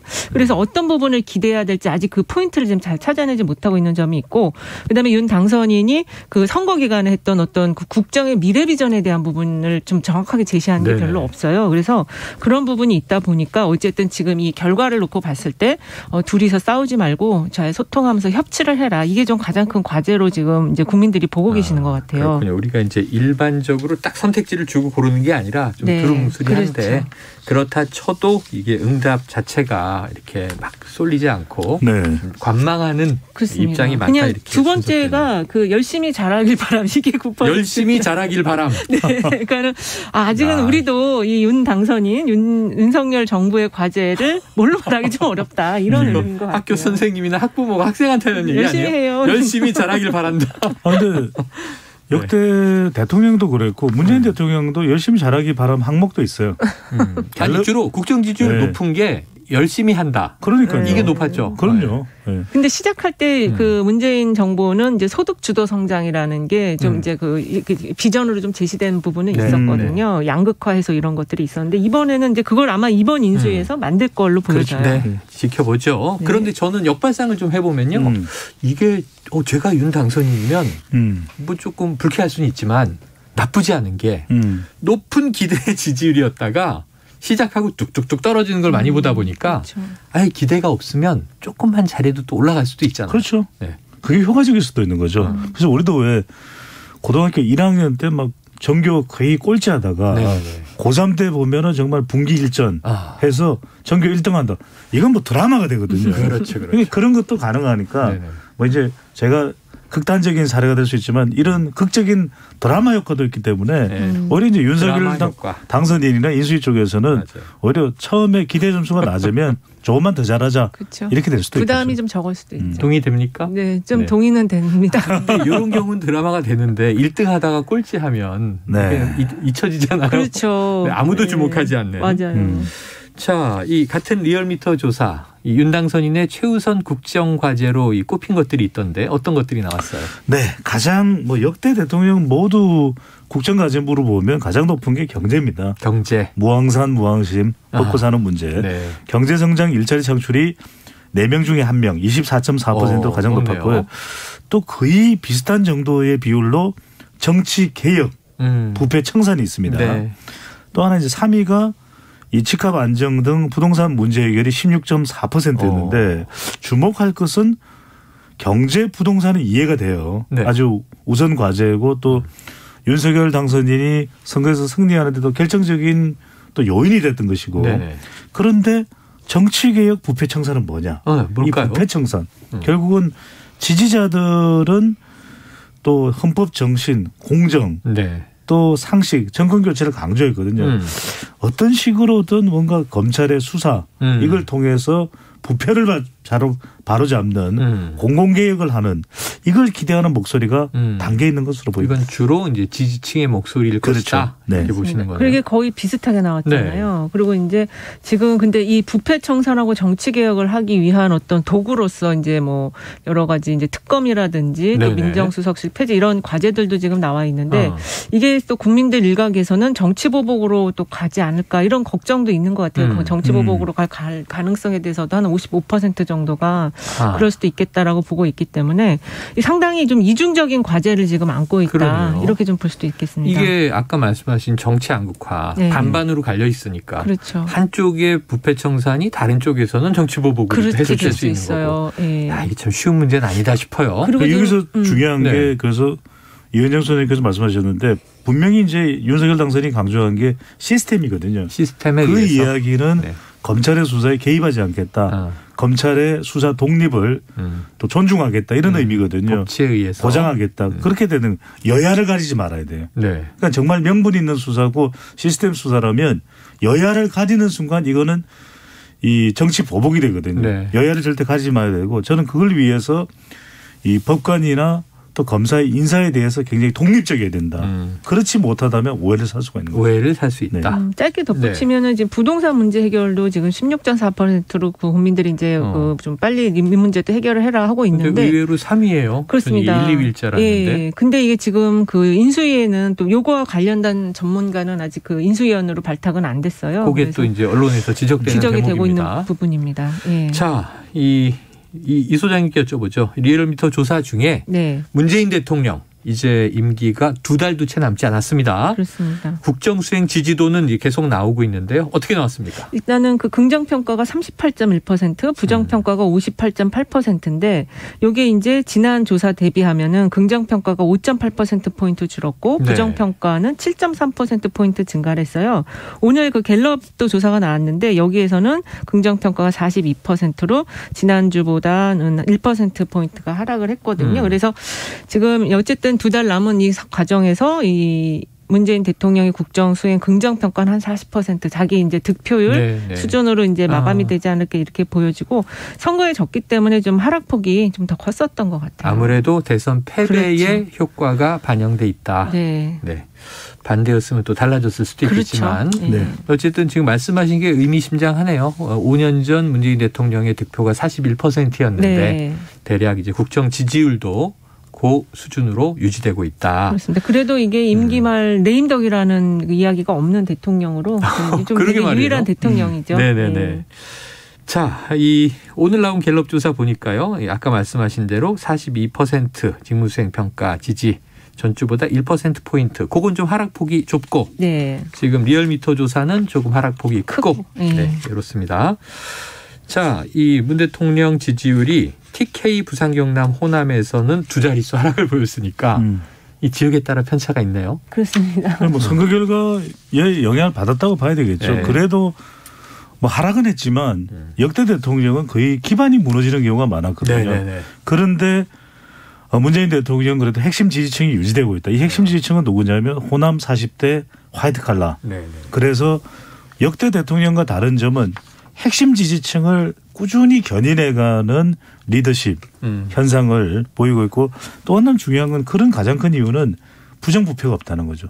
대통령 자신의 부정부패가 없다는 거예요. 그러니까 역대 대통령은 국정농단이 됐든 이명박 전 대통령은 뭐 비리, 혐의 이런 것들이 이제 포착이 돼서 네. 수감이 되는 그런 것들이 있었는데 문재인 대통령과 직접적인 부정부패 건이 없거든요. 이게 대통령 지지층을 계속 견인해가는 가장 큰 이유로 봐야 되겠죠. 알겠습니다. 자, 또 이게 이재명 후보가 졌던 서울에서는 다소 올라서 이것도 네. 의외라는 생각은 들어요. 그래서 그게 아마 지방선거에 네. 이제 조금 더 이 문재인 대통령 퇴임 이후에 이제 지방선거가 이루어지는데 그렇죠. 서울에서는 조금 더 한번 민주당 쪽에 좀 결집을 왜냐하면 이게 오히려 결집이 안 된 측면이 수도권이 서울에 있었던 것 같아요. 그게 좀 또 반영이 된 것 같아요. 그건 또 이제 윤석열 대통령이 5월 10일 취임한 이후에 네. 3주 동안 어떤 모습을 보여주느냐하고 그렇죠. 대비될 거니까 예단하긴 어렵습니다. 그러니까 서울은 네. 또 민심이 변해요. 그러니까 윤석열 당선인의 국정수행 기대감도 보면은 사실 서울이 윤 당선인을 살렸다 이런 이야기를 하지만 맞아요. 기대감이 또 다른 지역에 비해서 상대적으로 더 높지도 않아요. 그래요. 그러니까 서울이 민심이 계속 변하는 거죠. 네. 서울 변덕쟁이. 네. 지켜보도록 하죠. 자, 오늘은 예언 오락관이 중심에 배치됩니다. 왜냐하면 뭐 여론조사는 우리가 참고로 보지만 이게 앞으로 예측할 게 많아서 자, 데이터 분석 전문가들은 아마 미래 예측도 정확할 것이라는 기대감을 가지고 있는 거죠. 아까 방역 당국도 시뮬레이션을 새로 계속 하셔야 되는 거예요. 이 수리 평가인데 이 수리적인 변수들이 달라지니까. 자, 뜨거운 이슈들이 많습니다. 두 소장님들은 이미 답을 알 것이다라는 믿음을 가지고 준비했습니다. 자, 먼저 문 대통령과 윤 당선인 간 회동이 무산된 게 이번 주 큰 이슈였는데 자, 민심은 어느 쪽이 더 문제다, 어느 쪽이 잘못한 거다라고 볼지 궁금해요. 배 소장님. 저는 진영에 따라서는 다르다고 볼 수 있는데 원인 제공을 누가 했느냐에 초점이 맞춰진다면 저는 권성동 의원의 발언이 참 민감했을 것 같아요. 특정인을 딱 짚으시네요. 네. 왜 그러냐면은 뭐 특정인이 꼭 이야기를 할 수밖에 없는 그런 이유가 있는 것이 네네. 안철수 위원장이 그 이야기를 했거든요. 쓸데없는 소리 이제 하지 마십시오. 이랬거든요. 그 이야기를 했어요. 비슷합니다. 네. 왜 그러냐면은 자꾸만 그런 게 인수위와 청와대 간의 조율을 방해하는 걸림돌이 되거든요. 그런 이야기를 했어요. 그래서 네네. 청와대도 하답을 했습니다. 청와대도 박경미 대변인이 문재인 대통령이 당선인을 빨리 만나는 것이 국민에게 네네. 도리다 이런 표현을 썼어요. 열려 있다. 예, 그러니까 이게 저는 중요한 것이 섣부른 이야기를 할 이유가 없는 겁니다. 주변 사람들. 예, 그러니까 MB 전 대통령 사면이든 김경수 전 지사와 관련된 이야기든 당선인과 대통령이 만나서 논의하고 밝힐 수 있는 내용은 발표하고 밝힐 굳이 이유가 없는 건 발표하지 않는 게 이게 합당한 거죠. 그렇죠. 지금 뭐 윤핵관이 문제다. 그렇습니다. 얘기하셨어요. 그리고 저도 비슷한 시각인데 이게 이제 그 대통령과 당선인의 만남이 독대를 청와대가 먼저 요청을 했다. 이거를 지금 당선인 측에서 먼저 얘기를 했거든요. 네네네. 그러니까 그게 상당히 아무것도 아닌 말 같지만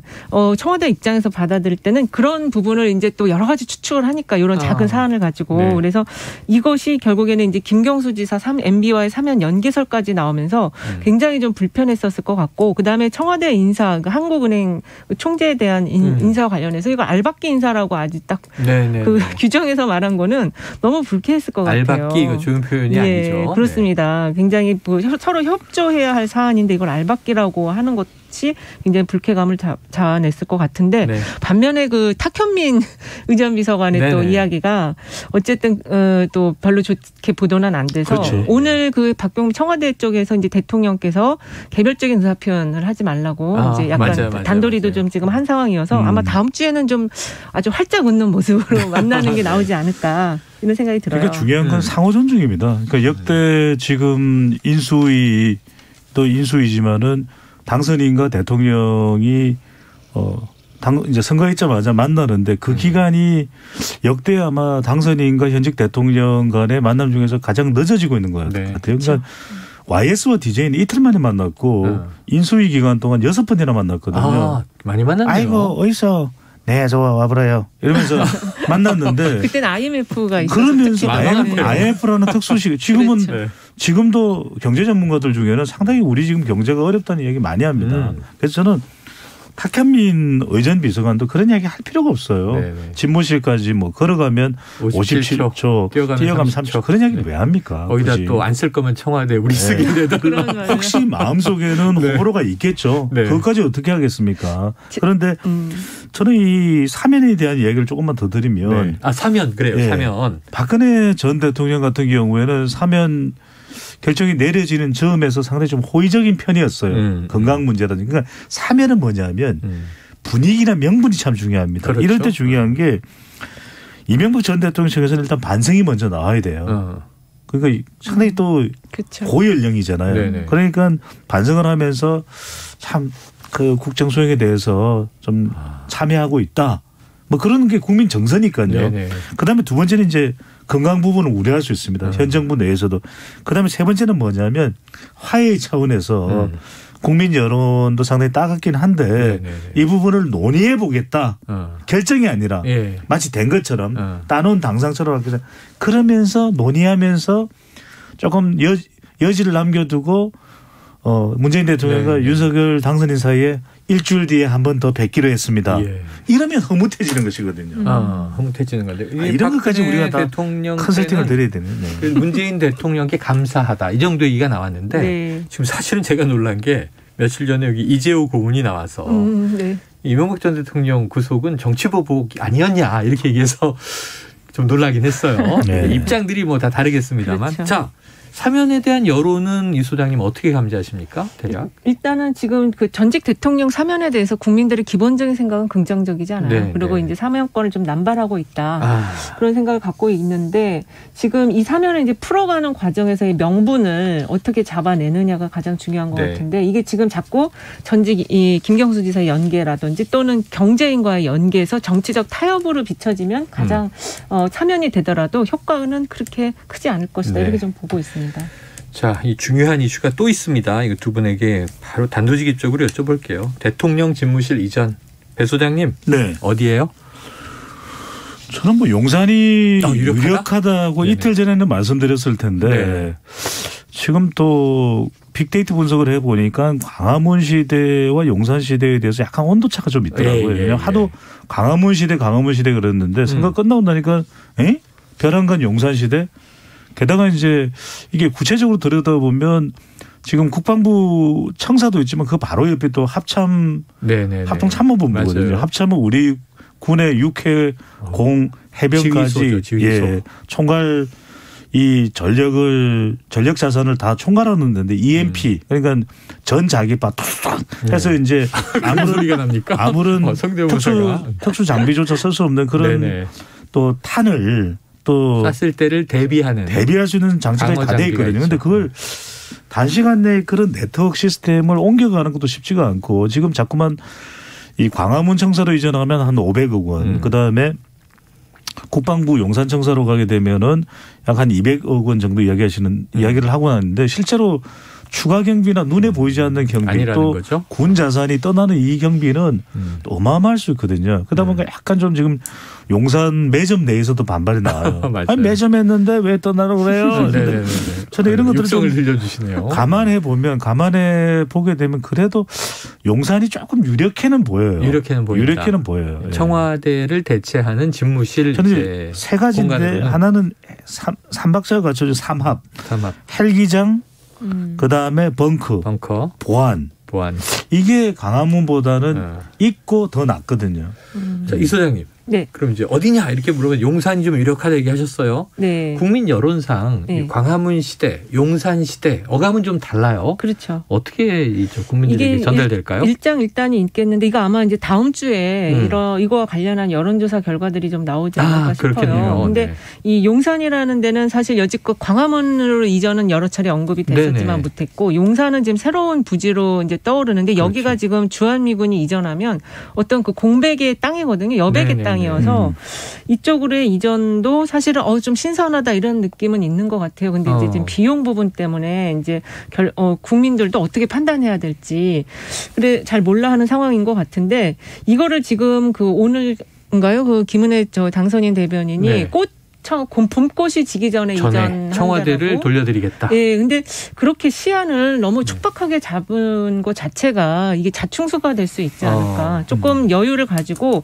사실 이제 저도 예전에 청와대에 있었지만 이렇게 권력 교체기에 특히 지금 같이 이렇게 그 여야 간 정권 교체가 일어난 시기에는 인수인계 과정도 굉장히 좀 서로 좀 티격태격하면서 이루어지거든요. 이럴 때는 이 언론계에서 약간 농담으로 이렇게 얘기를 해요. 올해 봄꽃이라고 얘기한 적은 없다. 그렇죠. 임기 내 봄꽃이 지기 전에 할 수 있는데. 그렇게 하시는 게 더 좋고 이게 지금 이제 문재인 대통령하고 만나면은 충분히 논의가 돼서 협조를 받아야 될 사안이에요. 그래서 지금 그렇지 않아도 지금 이렇게 불편부당하게 개별적 의사 표현을 해갖고 갈등을 조장하는 걸 방지하려고 하는 것 같으니까 그런 속에서 이제 국민적 의견을 모아서 이전을 한다라면 저는 용산 쪽도 나쁘지 않다.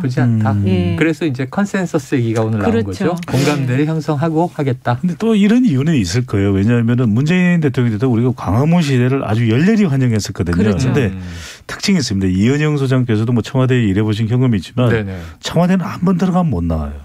그러니까 이게 일단 내년에 결정하겠다 그러고 청와대 들어가잖아요. 못 나와요. 못 나와요. 그래서 가급적이면 선을 긋고 아예 들어가지 말자. 시작부터. 이런 계획을 세웠는데 여론조사가 나온다는데 저는 이건 당선인이 왜냐하면 윤석열 당선인 대변인인 김은혜 대변인이 청와대로 들어갈 가능성은 제로라 그랬거든요. 맞아요. 이게 겁나는 거예요. 그래서 어쨌거나 저쨌거나 이제는 청와대로 못 들어갑니다. 저도 잠깐 주관적인 그냥 이야기를 하면 청와대에 들어가서 근무를 하면은 아무래도 이게 좀 진짜 이렇게 민심과는 많이 떨어진 듯한 그런 약간 스스로 그런 생각을 격리된 느낌은 충분히 있어요. 그래서 밖으로 나오는 게 좋긴 좋다. 올해 지옥도 아니고 왜 들어가서 못 나와요. 이은정 소장님이요. 청와대 나오셔서 괜찮아졌어요. 안에 계실 때는 좀 이상했나요? 그러니까 딴 이야기 하시더라고요. 그때는. 그렇죠. 조금 이제 안에 있으면 약간 이제 거기가 안에 계실 때는 갑을이었던 거잖아요. 그렇죠. 근데 조선 왕궁터 뒤에 있기 때문에 뭔가 약간 이렇게 괴리되는 그런 게 있어요. 약간 또 이제 몽상에 빠지는 그런 기운이 있군요. 이건 겪어본 사람이 아니면 모르니까. 주관적인 생각입니다. 도대체 왜들 그러는 거야? 이렇게 밖에서는 생각을 하는데. 자, 이제 지방선거 두 달여 남았죠. 그렇죠. 지방선거 체제 아까 대목이다 바쁘다 그러셨는데 정당 지지도 배 소장님 이번 주에는 어떻습니까? 아까 말씀드렸던 리얼미터 조사인데 국민의힘이 이제 43.2%. 높아졌네요. 더불어민주당이 35.6%로 나타나서 격차가 있네요. 국민의힘이 약 8%포인트 앞서는 결과로 나타나서 근데 이게 또 지방선거 가까워지면 또 변합니다. 또 변해요. 그렇죠? 그러니까 제가 흥미로운 거 하나 말씀드렸던 것이 정권교체 여론이 높은데 왜 지난 대선에 이번 대선이죠. 지난 대선, 이번 대선 헷갈려요. 별 차이가 안 났거든요. 그런데 정당 지지율과 후보들의 득표가 비슷했어요. 그러니까 이게 이른바 대선은 정당 지지율이 비슷해지는 현상이 나타나는 지방선거도 그렇게 되겠죠. 그래요. 참 이번 대선이 지난 대선이 된 거예요. 그렇죠. 그게 이제 지난 대선이고. 네. 그러니까요. 2017년 대선 지지난 대선이고. 그렇죠. 자, 끝으로 시간은 짧게 남았지만 이 소장님 요거 여쭤보겠습니다. 네. 더불어민주당 지방선거 치르려면 네. 뭔가 이제 체제가 이 대우가 갖춰져 있어야 되지 않습니까? 그렇죠. 근데 윤호중 비대위 체제에 당내 비판 목소리가 나와요. 뭐 잘 싸웠지만 어쨌든 졌다. 근데 책임져야 할 지도부가 비대위원장을 맡는 건 쇄신이 아니다. 이 민심 좀 어떻게 받아들여야 되겠습니까? 일단은 지금 비대위원에 대해서 불만이 좀 많이 있는 것 같아요. 네네. 당원들의 불만도 있고 일반인들의 불만도 있는데 지금 이거는 지금 윤호중 비대위 체제는 약간 이제 수도권에서의 절반의 승리를 목표로 하는 그런 비대위처럼 보이거든요. 조금 더 쇄신이 들어가서 이번 대선에 대한 평가, 그다음에 이제 문재인 정부에 대한 평가가 같이 이루어지면서 우리가 이제 앞으로 무엇을 좀 더 고쳐야 되는지에 대한 근본적인 접근법보다는 시간이 얼마 안 남았기 때문에 이제 수도권에서 절반의 승리만 확보하면 그 다음 총선에서 지금 이제 대통령 당선인에 대한 이 지지가 높지가 않으니까 충분히 한번 해볼 만하다 이런 접근법 같아요. 네, 시간을 가지고. 이게 지금 그래서 아마 더 당원들과 유권자들이 불만이 높은 것 같아요. 그런 식의 안일한 자세로 접근하면 안 된다. 자, 조금 그럼 짧게 여기에 이제 파격, 혁신은 박지원 공동 비대위원장이잖아요. 네네. 그런데 지금 워낙 파격 발탁이잖아요. 그렇죠. 국민 여론 어떨까요? 저는 나쁘지 않다고 봐요. 나쁘지 뭐 않다. 불만을 또 마땅치 않게 생각하는 여론도 있겠죠. 그런데 방향은 맞다고 봐요. 방향은 맞는데 두 번째는 저는 균형입니다. 그렇다면 여성 비대위원장만 공동 비대위원장은 필요한 그건 아니거든요. 네. 우리가 남녀 지금 나누는 것에 대한 비판이 있고 또 연령대별로 그럼 50대 60대 이상의 의견은요. 또 필요하기 때문에 저는 자꾸만 말씀드린 게 비대위라고 해서 뭔가 좀 한쪽으로 쏠려가는 것 자체는 바람직하지 않을 수도 있다. 오히려 균형. 그렇지만 기득권을 확 내려놓는 파격. 이것이 더 효과적인 거죠. 알겠습니다. 그렇게 되면 이제 비대위원장이 한 10명 되는 거죠. 60대 대표, 뭐 청년 남성 대표. 자, 참 정치가 쉽지 않아요. 오늘 여기서 정리하겠습니다. 여론오락관 몇 대 몇, 지금까지 이은영 휴먼앤데이터 소장, 배종찬 인사이드 K 연구소장과 함께했습니다. 고맙습니다. 네, 감사합니다. 고맙습니다. Splish splash, I was taking a bath. Long about a Saturday night. Yeah. 점심 먹고 유쾌한 시사 디저트 한 입. 최영일의 시사본부. Well, I stepped out the tub and put my feet. 네, 시사본부 매일 이 시간 청취자분들께 드리는 깜짝 간식 선물. 심심풀이 오징어 과자, 오징어 땡땡 과자가 준비되어 있습니다. 코너 들으시면서 문자로 의견 보내주시는 청취자분들에게 쏠 거고요. 짧은 문자 50원, 긴 문자 100원이 드는 샵 9730으로 보내주시면 되겠습니다. 자, 금요일마다 이제 주말이구나 찾아오는 스포츠 본부. 프로야구 시범경기 첫날부터 한국 시리즈 예매를 선언한 기아 팬이자 KBS 스포츠국에서 일하고 있는 정현호 PD 나와 계십니다. 어서 오세요. 안녕하십니까. 오늘 저 곰돌이 있는 가디건은 뭐예요? 좀 과하게. 저는 교복 입고 들어오는 줄 알고. 아유, 감사합니다. 고등학생인가? 막 그랬는데 아주 앳되게 입고 오셨어요. 자, 얘기 나온 김에 프로야구로 시작을 해보죠. 네네. 구단별로 몇 경기 치르진 못했어요. 네. 가서 보셨습니까? 뭐 시범 경기는 현재 관중 입장을 받고 있지 않기 때문에 개막전을 좀 기다리고 있는 상황이죠. 개막전을 기다리고 있다. 그렇습니다. 티켓팅은? 좀 그때 가서 해봐야죠. 네, 아직은 티켓 오픈 안 된 거고. 맞습니다. 네, 그래요. 자, 그러면 이제 이 각 구단의 전력을 좀 평가하면 어떻게 보이던가요, 올해? 지금 이제 LG랑 기아가 무패로 선두를 달리고 있고 경기 수가 많지는 않지만 두산과 삼성이 무승 상태거든요. 아, 그래요? 오늘 또 지금 LG랑 삼성이 경기를 하고 있는데 LG가 삼성을 6대 0으로 이기고 있는 등의 어느 정도 행보는 보이는데 일단 경기 수가 많지 않기 때문에 확실하게 뭐 강하다 약하다를 볼 수는 없고 이 두산과 삼성 같은 경우는 지금 하위권에 분류된 이유가 제가 보기에는 코로나19 등의 여파로 인해서 연습 경기라든가 실전 훈련을 좀 시작한 속도가 늦어요. 페이스가 좀 늦게 시작을 했을 뿐이지. 쉬었군요. 그렇죠. 그렇기 때문에 아직까지 정규 시즌까지 이어질 것이다라고 분석하기에 좀 섣부르지 않을까. 아직은 몸이 풀리지 않은 구단들이 그렇죠. 조금 이제 있다. 네네. 그리고 조금 먼저 이제 시작한 구단들은 조금 몸이 풀려서 맞습니다. 잘한다. 네. 자, 아직 딱 전력을 평가하긴 어려운 시기다. 자, 정 PD님처럼 이 시범 경기부터 벌써 팬들 좀 설레는 느낌 있습니까? 이렇게 얘기를 하지만 이렇게 말했지만 어쨌든 연승을 하고 있다는 건 기분 좋은 일이잖아요. 몇 번이라도. 네, 그러니까요. 무패로 하고 있기 때문에 또 설레고 기대가 되는 건 사실이죠. 자, 그럼 이제 올해 기아가 우승합니까? 근데 이게 또 시범 경기랑 정규리그는 정말 다른 이야기거든요. 특히 이번 시즌 같은 경우에는 이 심판들도 KBO 리그 측에서도 스트라이크 존 확대에 대한 이제 공약을 내걸었고 실제로 시범 경기 좀 보면은 경기의 변수가 되겠네요. 굉장히 좀 차이가 큽니다. 정말 선수들 입장에서는 몸쪽으로 날아오는 높은 공인데도 스트라이크를 잡아주기 때문에 굉장히 당황하기도 하고 타자들이 당황하겠네요. 심지어 던진 투수도 당황해요. 투수도 당황해요. 이걸 스트라이크를 잡아주네 이러면서 이 부분을 적극적으로 공략을 해야 되고 또 타자들이 적응해야 되는 그런 변수들이 있기 때문에 바로 전문가들이 야구는 많아서 지금 청취자 1457님이요. 그런데 말입니다. 시범 경기 잘하는 팀치고 성적이 좋은 팀 한 번도 못 봤어요. 오히려 약점이라든가 징크스로 여겨질 정도죠. 일부러 그때 이제 시범 경기 때 전력 노출을 최소화하는 팀들도 많이 있고요. 그래요. 네네. 역시 전문가들은 다 아는구나. 딱 보고 저거 좀 저 풀파워를 내지 않고 있어 뭐 이런 거예요. 자, 이 시범 경기와 정규리그 사이의 연관성 뭐 이런 게 좀 밝혀진 게 있어요? 오히려 이제 그런 부분에 있어서는 그 기존의 강팀들이 베스트 전력으로 나왔느냐 혹은 이제 신인급 선수들 혹은 새로 들어온 외국인 선수들 위주로 여전히 테스트를 해보고 있느냐 그 부분을 좀 주목을 해봐야 되는데 저 베스트 선수들로 가고 있는데도 컨디션이 안 올라온다면은 좀 문제가 되겠지만 새로운 선수들 그리고 이제 그 선수들이 특정 뭐 아까 말했던 스트라이크 존이라든가 바뀐 타격폼, 투구폼 이런 것들에 적응을 하는 기간으로 가져가는 경우가 많기 때문에 그런 부분에 있어서는 기존의 강팀이었던 뭐 두산이라든가 KT, 키움, 뭐 삼성 이런 팀들이 이번 시즌에도 아직까지 약체라고 보기는 어렵지 않을까 그런 생각은 있죠. 그래요. 시범 경기와 정규리그는 완전히 다를 수 있다. 그걸 감안하고 얘기를 들어야 될 것 같은데 아까 얘기 들어보니까 스트라이크 존 확대된 거. 그지 시범 경기에서도 조금 변수들이 나와요? 엄청 변수가 많아졌더라고요. 특히나 선수들 입장에서는 본능적으로 생각은 하고 있지만 몸이 안 움직이는 경우가 많거든요. 이 높은 스트라이크 존에 대해서는 그 부분이 아직까지 선수들이 몸으로 체화되지는 않았던 그런 부분들이 굉장히 많았어요. 그럼 예전 경기를 볼 때보다 포볼로 진로하는 경우는 확 줄겠네요. 많이 적어들겠죠. 그리고 이런 존이 넓어졌기 때문에 타자들의 적극성도 더 높아질 겁니다. 타자들의 적극성도 높아진다. 내가 공을 골라서 나가기보다는 때리고 나가야겠다. 맞습니다. 야, 그래요. 시범 경기 1위 팀이 정규리그 1위 한 경우 있습니까? 뭐 이제 경우가 없진 않지만 오히려 이제 최하위를 냈다가 정규리그에서 1위로 도약하거나 혹은 시범 경기 1위를 냈으나 가을 야구 진출하지 못했던 경우들이 더 많은 편이거든요. 그렇기 때문에 이제 뭐 큰 연관관계가 없다라고 보셔도 괜찮을 것 같습니다. 연관관계 없다. 아까 청취자분의 말이 정확했네요.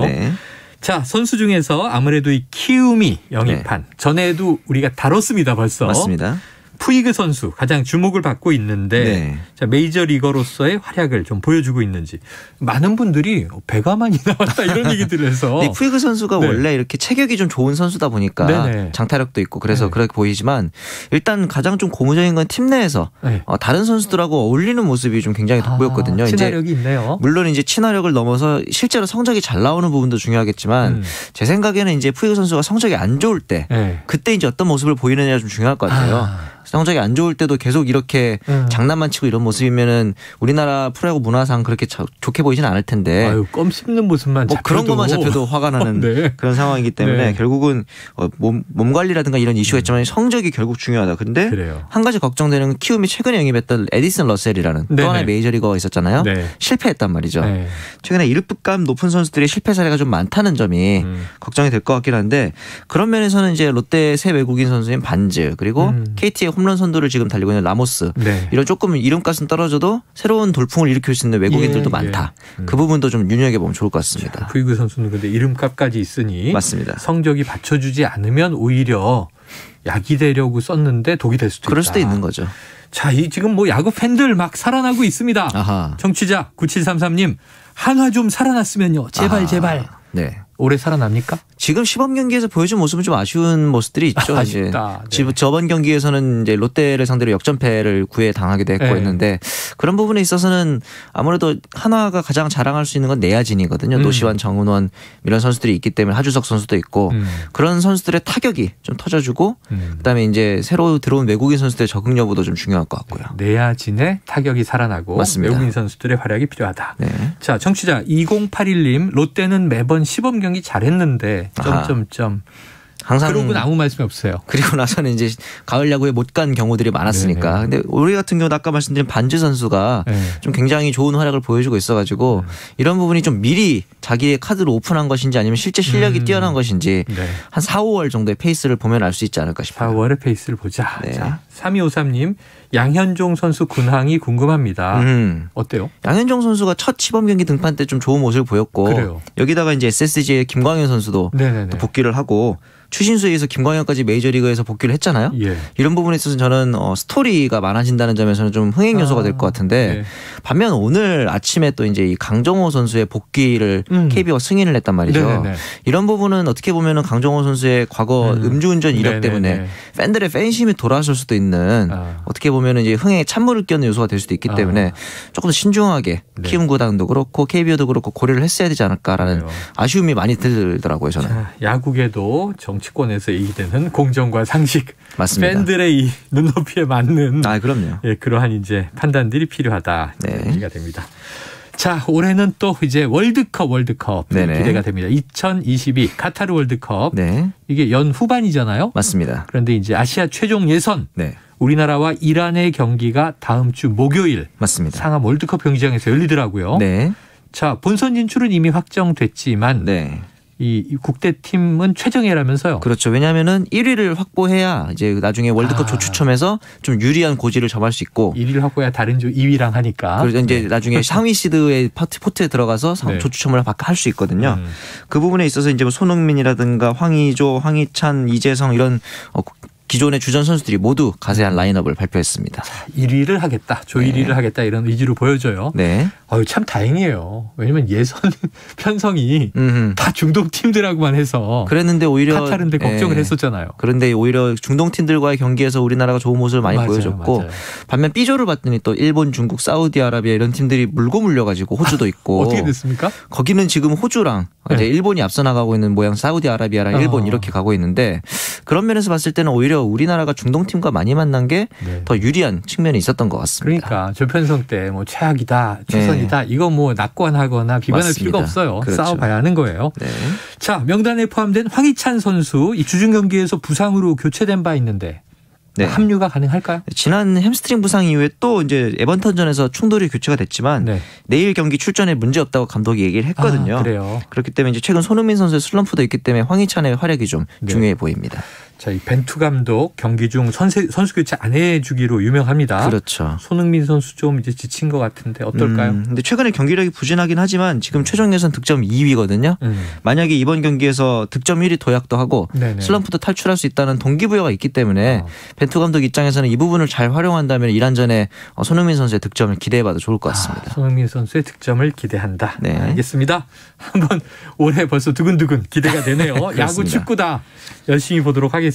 자, 오늘 정윤호 PD의 말씀 고맙습니다. 네, 감사합니다. 자, 스포츠본부 여기까지고요. 오늘 간식 받으실 분 0311-8744-5064-1474-8680-4004님입니다. 자, 최영일의 시사본부 오늘 금요일에 준비한 소식은 여기까지입니다. 저는 주말 잘 쉬시고요. 다음 주 월요일 12시 20분에 다시 찾아뵙겠고요. 오늘도 청취해 주신 여러분 고맙습니다.